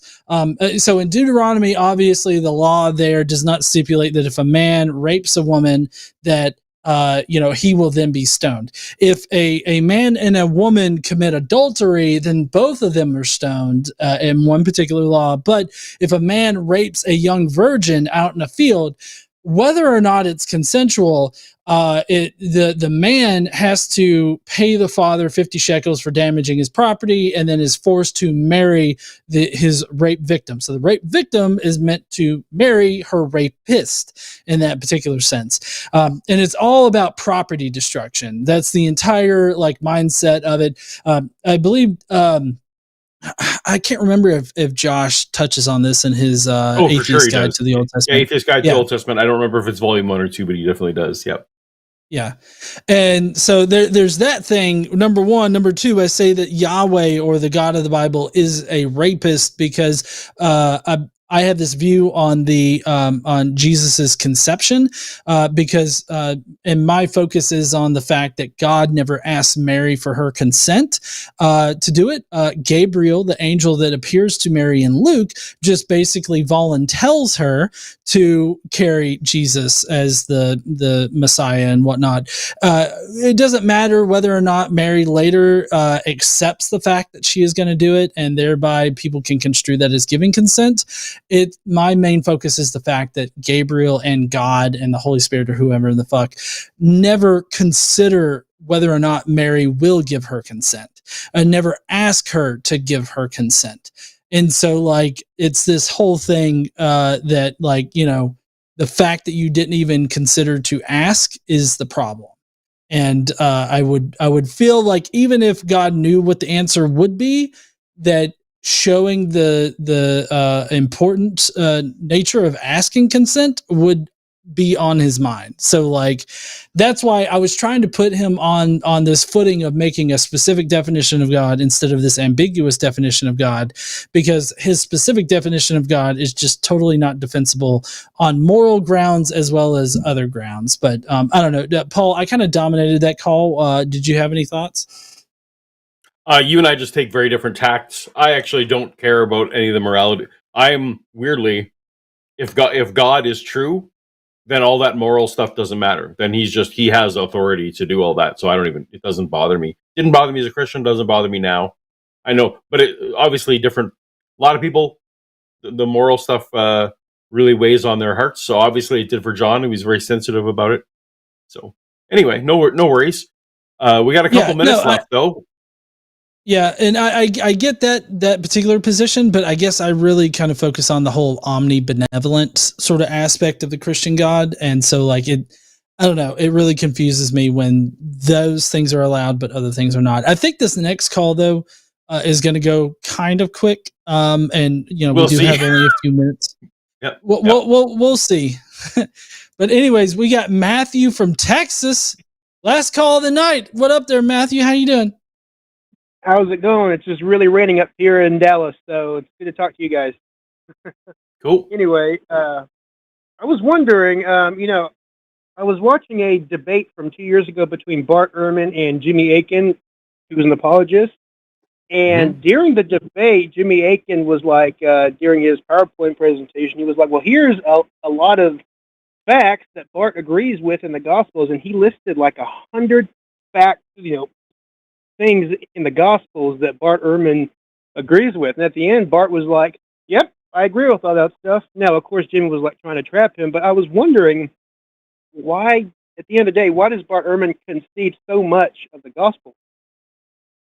What do you think that is in today's age? Well, I mean, I know Bart a little bit. I will not pretend to speak for him. But I mean, Bart accepts that many things because that's his position. He's sufficiently convinced in his mind that those things are agreeable. So I'm not sure what kind of answer you're looking for. Are you looking for some kind of psychoanalyst? Like, no, just basically like, how could like scholars like him believe all this stuff about, believe all these things in the Bible? What's one thing that Bart conceded that you'd think he shouldn't have? Oh, that he has Jesus had a mother named Mary, that he had a father named Joseph, stuff like that. So why? Okay, great examples. Why do you think he should reject those things? I don't think there's extra biblical evidence that he had a mother named Mary. I don't think we could ever know that. I think. So why do you think that something as mundane as your mom's name needs more attestation than what we have? I don't know. I guess. Well, I know that Godless Engineer John here thinks that it's all fiction, and I do think that that the Gospels are fiction or mythology. So it's like, okay, wondering. But you understand that Bart has come to a whole different conclusion. That the Gospels contain, at least potentially, some historical kernels, right? Yes. Okay, and that's his view as a historian, and that when he would treat any source this way, doesn't matter if it's the Gospel of Judas, or whatever, that they might potentially, as a historical source, could potentially contain kernels.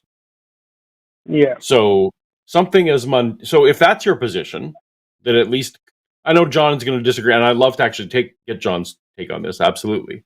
But and putting myself, I disagree with Bart on lots of stuff about this. I think he concedes more than I do as well. But he's going to take that book and say there's potentially kernels of historicity. The average person, so there's like Honi the Circle Drawer, or the Egyptian, or there's lots of people in Josephus, like the other messianic figures of the day. We don't know what any of their moms' names were. Not a single one. No one wrote down what any of their moms' names were. But they all had moms. And so if something is so it's very rare that anything is preserved.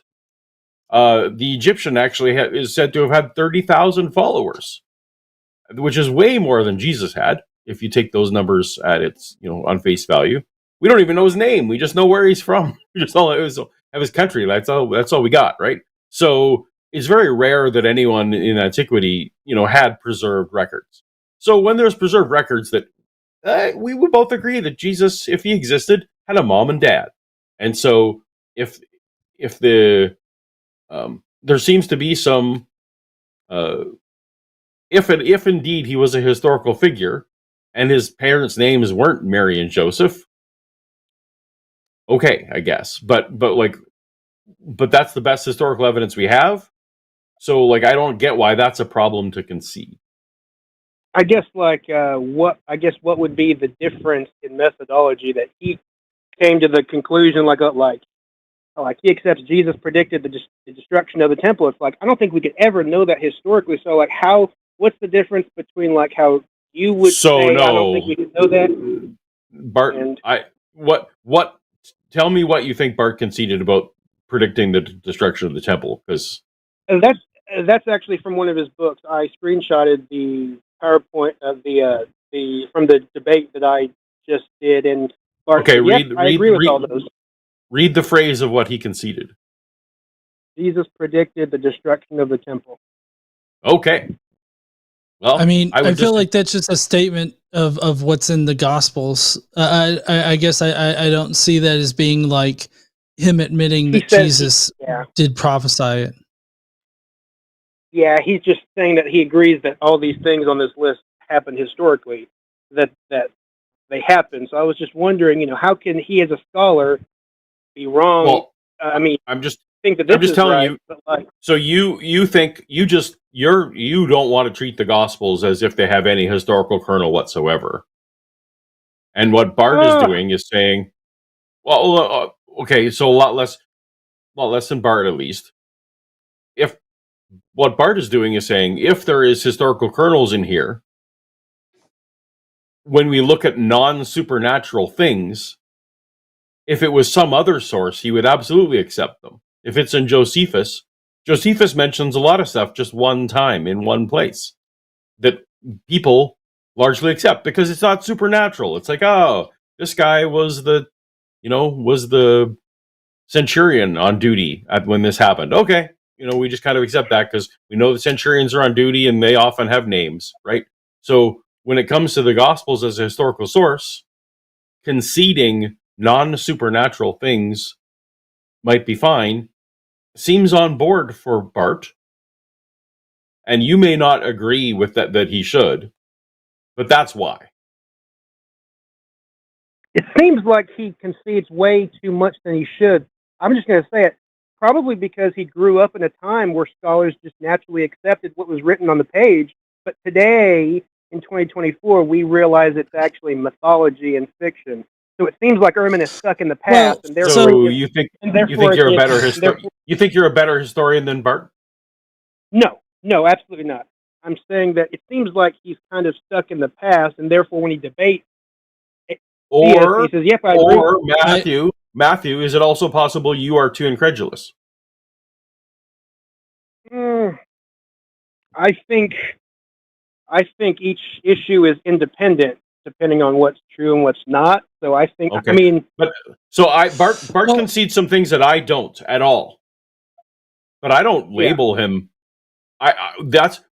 His history is about disagreement. History is slushy. There's no thing about history that you can find that 100% of people agree with. So it feels weird to me that you are labeling someone as too credulous across the board when this is just the nature of history, is that we don't have enough information and everything is underdetermined. I think everything falls on their own merit. I mean, he says that he concedes that Judas's death was connected to a field in Jerusalem. How can we know that's historical? He's saying that's historical. How can we know that? You're using a weird. John, go ahead. Yeah. Okay. So, I, like Paul said, I do have a bit of a complex, I guess, issue or a position on this, because I mean, I disagree a lot more with Bart on a number of these issues than like Paul does, but I'm looking at I watched the debate that you were talking about a couple of times, and I just went back to make sure and refresh my memory on what it was about. The debate was about, are the Gospels reliable? And so, like, if I was going into a debate, Bart Ehrman going into debate, I would definitely concede a number of like things about the Bible in order to argue whether or not the Gospels are reliable in a sense. And so, like, the things that are mentioned that that Bart concedes on, I don't see a problem with him conceding those things, because normally when I go into a debate or a discussion where we're talking about like whether or not the Gospels are reliable, for one, but also like resurrection stuff and whatnot, I typically will concede a lot of points in order to get past a lot of issues, in order to argue the real topic. And so like, that's what I see Bart doing. And that's what I saw Bart doing in the debate. Now, where I differ with Bart is that Bart puts a pretty big emphasis on a number of sources that we don't have access to, namely Q, M, and L. And so Bart normally argues that those are independent sources behind the Gospels, and that those independent sources corroborate a number of things in the Gospels. And so because there's multiple attestation of these things, that's why he adheres to certain things in the Gospels as being fact, not because the Gospels say it, but because the reconstructions of the sources behind the Gospels independently corroborate those things. Now, obviously, I disagree with Bart about this, because I don't think that we can know what's in these sources that are behind the Gospels. Like, I don't know. I don't think that we can know what's in Q, M, or L, and all this other stuff. So that's where I disagree with Bart. But for the purposes of the debate that we're talking about here, I would probably concede the exact same things that Bart does. So, like, for instance, he thinks that Mary Magdalene thought she saw Jesus. Do you, John, think that Mary Magdalene existed, or no? Just real quickly. Well, I mean, again, if we're talking about the debate about whether or not the Gospels are reliable, I would probably be fine conceding this idea that a prostitute named Mary from Magdalene, existed. Like, I don't see how that proves that the Gospels are reliable. This gets to like a composition fallacy, is basically what Jimmy Akin. In your heart? In your heart? In my heart? In your heart, do you think that Mary Magdalene existed? Well, so you're not attempting to do history, my friend. Okay. And that's fine. You're not obligated to attempt to do history. I'm just trying to see where you guys draw the line. Well. So where I draw the line is the context of the debate that's being had. If we wanted to have a discussion like atheist to atheist about what is literally true about the story of Jesus, then I would probably say that I don't think that Mary Magdalene was a real person. I think that's a fabricated person in the Gospels. But for the purposes of arguing against a hardcore cowboy Catholic, I don't see that as really affecting whether or not the magical shit in the Gospels are historically reliable, which is the main point of the debate.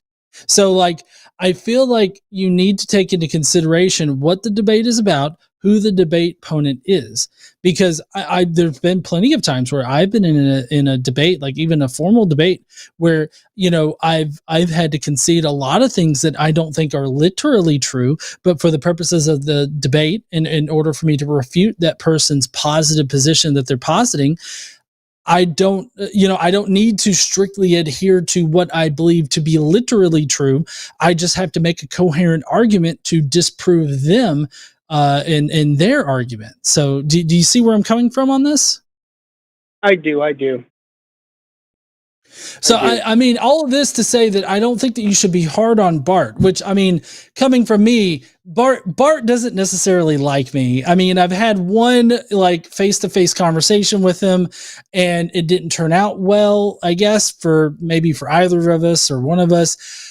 But I have not been on the updates about his new seminar, so I'm not in the know for Bart anymore. But at the same time, I do respect him as both a historian and a textual critic, and so I think that he makes a lot of great points, and that he definitely represents the most defensible secular position about the Gospels not being reliable and all these other things. I would definitely recommend a number of his books, with the exception of one book. Everybody probably knows which one I probably don't recommend. All of the other books that he has written, though, are pretty solid and are very informational. And I would definitely suggest reading them if you can, or if you have that kind of interest. But I feel like the context is the key here. What context is he arguing? What context is he having this debate? And I think that as soon as you realize what context he's in, then you can realize why he would concede so many things. Gotcha. Yeah, I was just asked. Yeah, I'm not hating on Bart. I'm just trying to see where you two draw the line. But it's like, oh, these scholars, like this scholar will concede this, but us YouTubers and people online, we just think it's all fiction, or a lot of us do. So I'm just trying to see where that line is. So Matthew, for example, I'm working on a book now, and one of my chapters in my book is literally on me disagreeing on Mary of Magdalene. Bart and I disagree 100% on Mary Magdalene, so it's interesting that you brought that up. But my arguments will be historical, and his arguments for it are historical, not just in my heart, I don't think that's true. Exactly, yeah. So that's not going to fly. And your heart, and again, you're not going to convince anyone, and maybe that's not your goal. You don't have to try and convince people. But if you are pedal to the metal, like I'm going to insist that every character in here was fictional. Cool.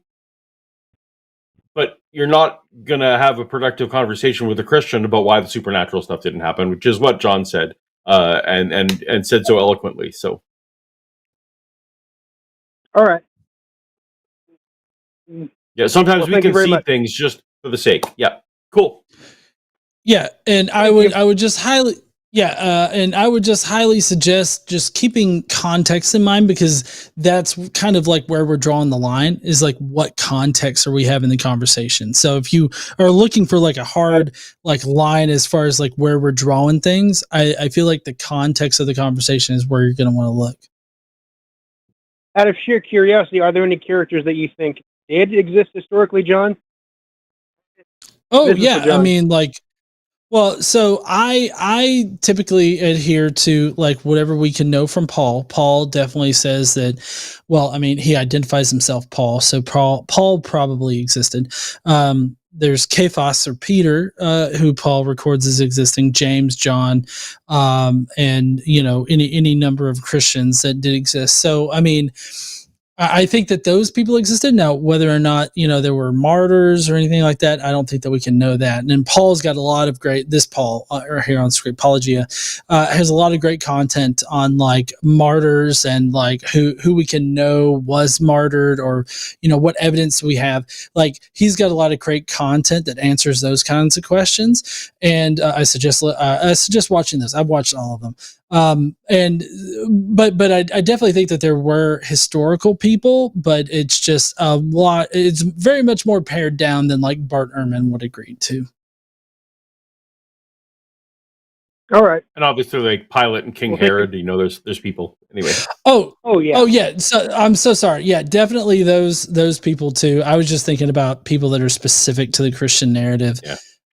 So I was just too focused on that. Mentioned John the Baptist. Yes, absolutely. Yeah, he does. I think. All right. I just wanted to see where that line was drawn, because so I just wanted to investigate that. No, definitely. All right, Matthew, we got to get to super chats, but it was great talking to you. Hey, thank you very much. And I wasn't trying to hate on Bart. I was just trying to see where that line was. So it's a fair question. It's a fair question. Yeah. Oh yeah, all definitely. Right. I didn't think that you were trying to hate on Bart or anything like that. Well, I know Paulogia knows him, and he seemed a little defensive, so I just wanted to say, hey, I'm not trying to hate on your No. I disagree with Bart plenty, so we're all good. Oh, and I mean, I know him too. Like I've shook his hand and everything like that. Like I know Bart. He just doesn't currently like me too much. Return your calls, maybe. Yeah, all right. Yeah. All right. Thank you. Thanks. I didn't want to do it on the call, but I mean, then I would, if we wanted to extend this longer, why does go ahead. John the Baptist being in Josephus, by his standards, John the Baptist being in Josephus, I should equally just throw up my hands in the air. Josephus has supernatural stuff in his book, so I should just throw my hands up in the air and say none of that matters either. So, a little inconsistent. Well, yeah, and I mean, like, I feel like I was trying to say, like, this plays into like a kind of a composition fallacy. Like, apparently Bart agrees that all these things are legitimate or historical. Oh, yeah. Therefore, great example. Why don't you consider the entire thing? Yeah. Right. Yeah. We agree that bricks exist, therefore we agree that your house exists. Isn't the same thing. Yeah, exactly. Although my house does exist, that's fantastic. All Anyways, right, we do. Yes, we got super chats to get to.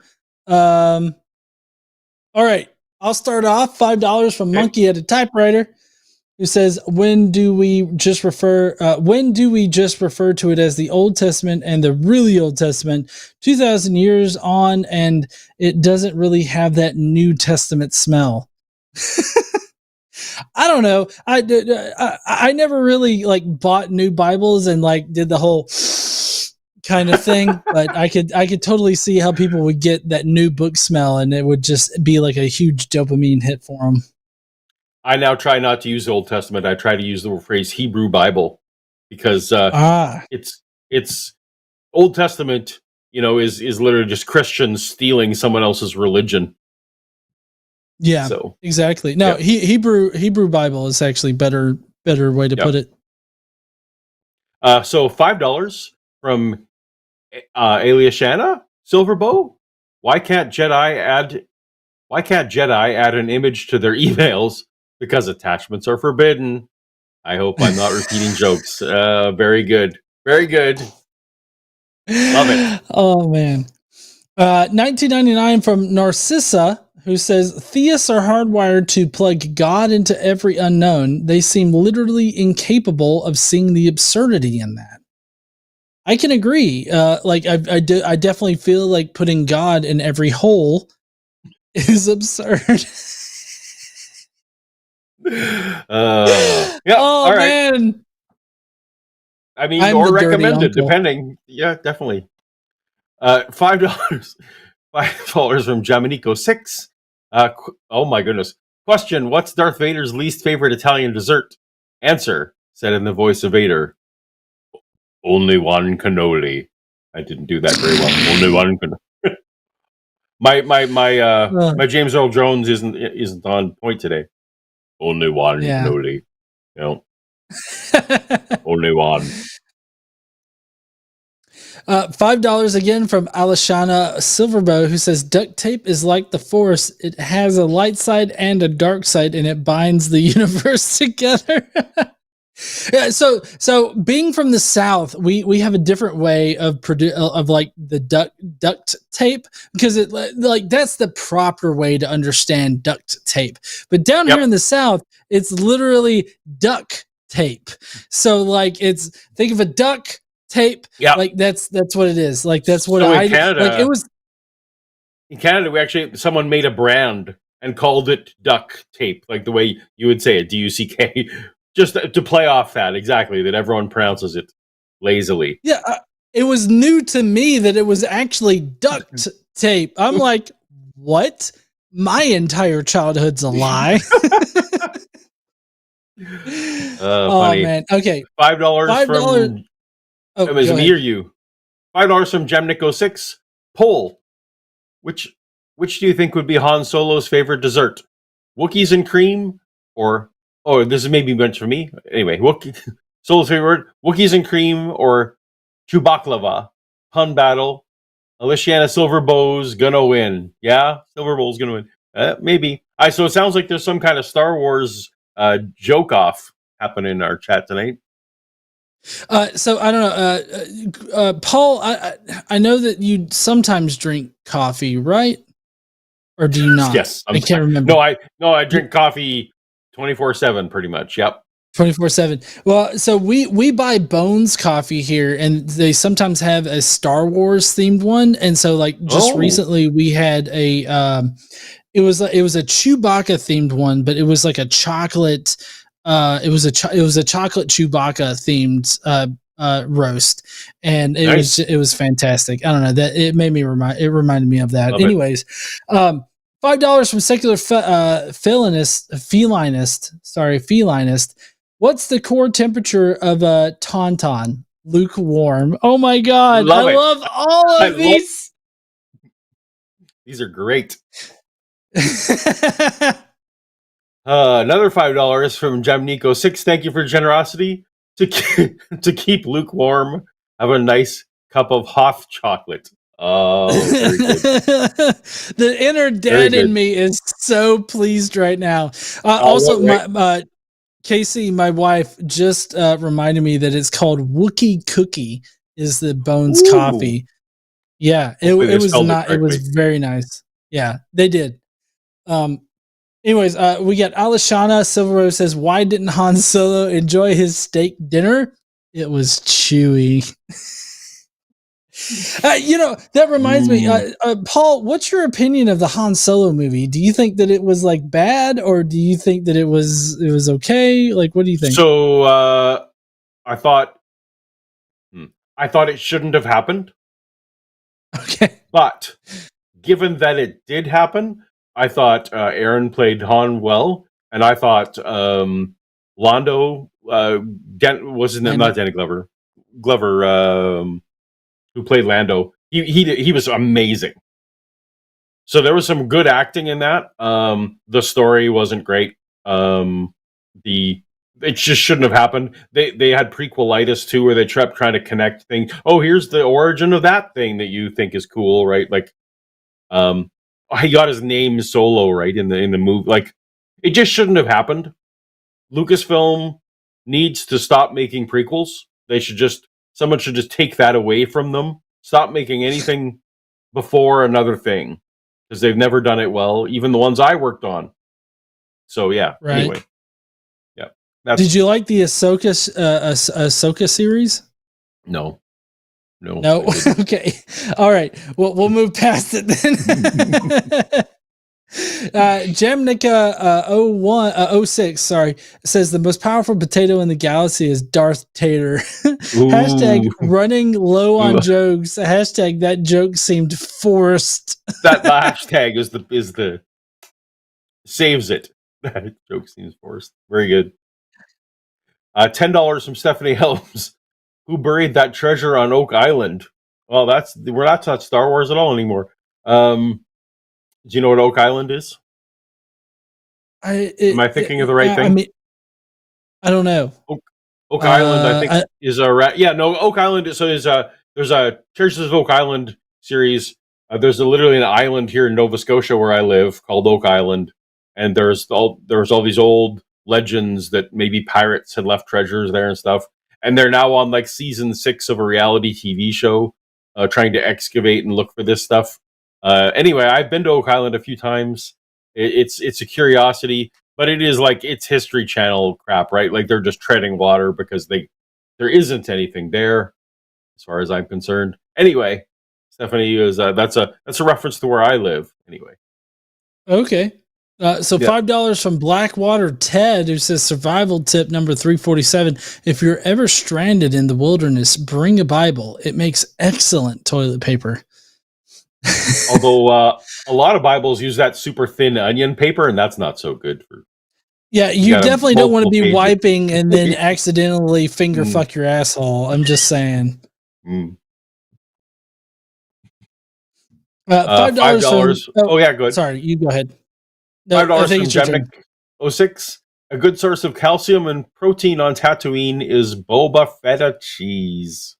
The inner dad in me is so fucking like. I wish I've got my database shirt up here. I should have worn that because this is just dad jokes all around. $5 from Monkey at a Typewriter says, I want to ask Brendan what it was like to do engineering work on the 747, but maybe I shouldn't bother. Sounds like he's crashing a deadline. Well played, Monkey. Well played, Monkey. Loved it. Yeah, I'm really surprised by when people are like, making these arguments and they're like, oh, but I'm an engineer too. It's like then why do you believe in this special pleading bullshit? I thought your response was very restrained to that. I applaud you for how you handled. That's a very surprising response. It was great. You do that well. $5 from Carissa Grimm. I prayed, and God told me that if Paul buys a coffee table, she will heal his coffee cup.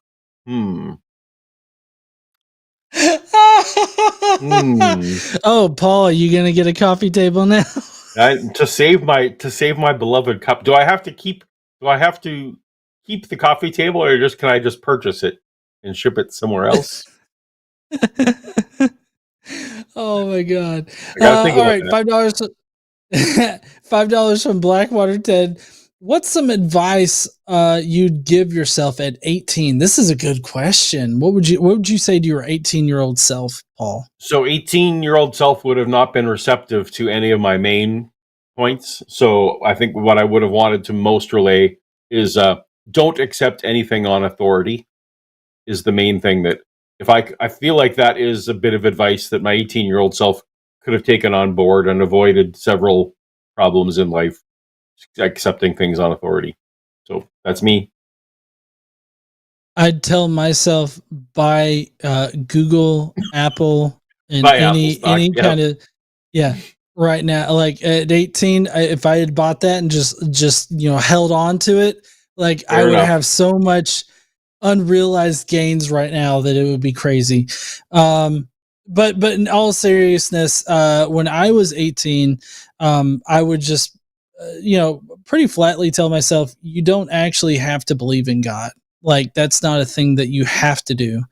And you can definitely figure out for yourself what you believe and sort of investigate what you believe then. And also maybe perhaps don't get married too young. That's another thing. Maybe, feel it out. Like, just feel out what, find yourself, really develop your own character before you start heading into like serious relationships. That's probably what I would tell myself. Anyways, that looks like it's it for tonight. Thank you so much, Paul, for joining me tonight. I know I'm kind of a stand-in for Shannon, and I know that I am no replacement for Shannon whatsoever. None of us are Shannon. So if that's what you're hoping for, anyone in the audience, we're sorry because we're not Shannon. That's great. Anyway. Paul, I've thoroughly enjoyed tonight interacting with you, and I know that we do differ on a number of different things, but I'm glad that you were able to go with me on some of my rabbit holes that I went down. Absolutely. And I can't wait to host another show with you. It's always fun hosting with you and interacting with you. So definitely, everybody, see everybody over there. Like those are the people that make this shit happen. Also, very happy. Thank you to the mods in the chat, as well as Stephanie, who was our call screener tonight. They worked very hard to make this. They worked very hard.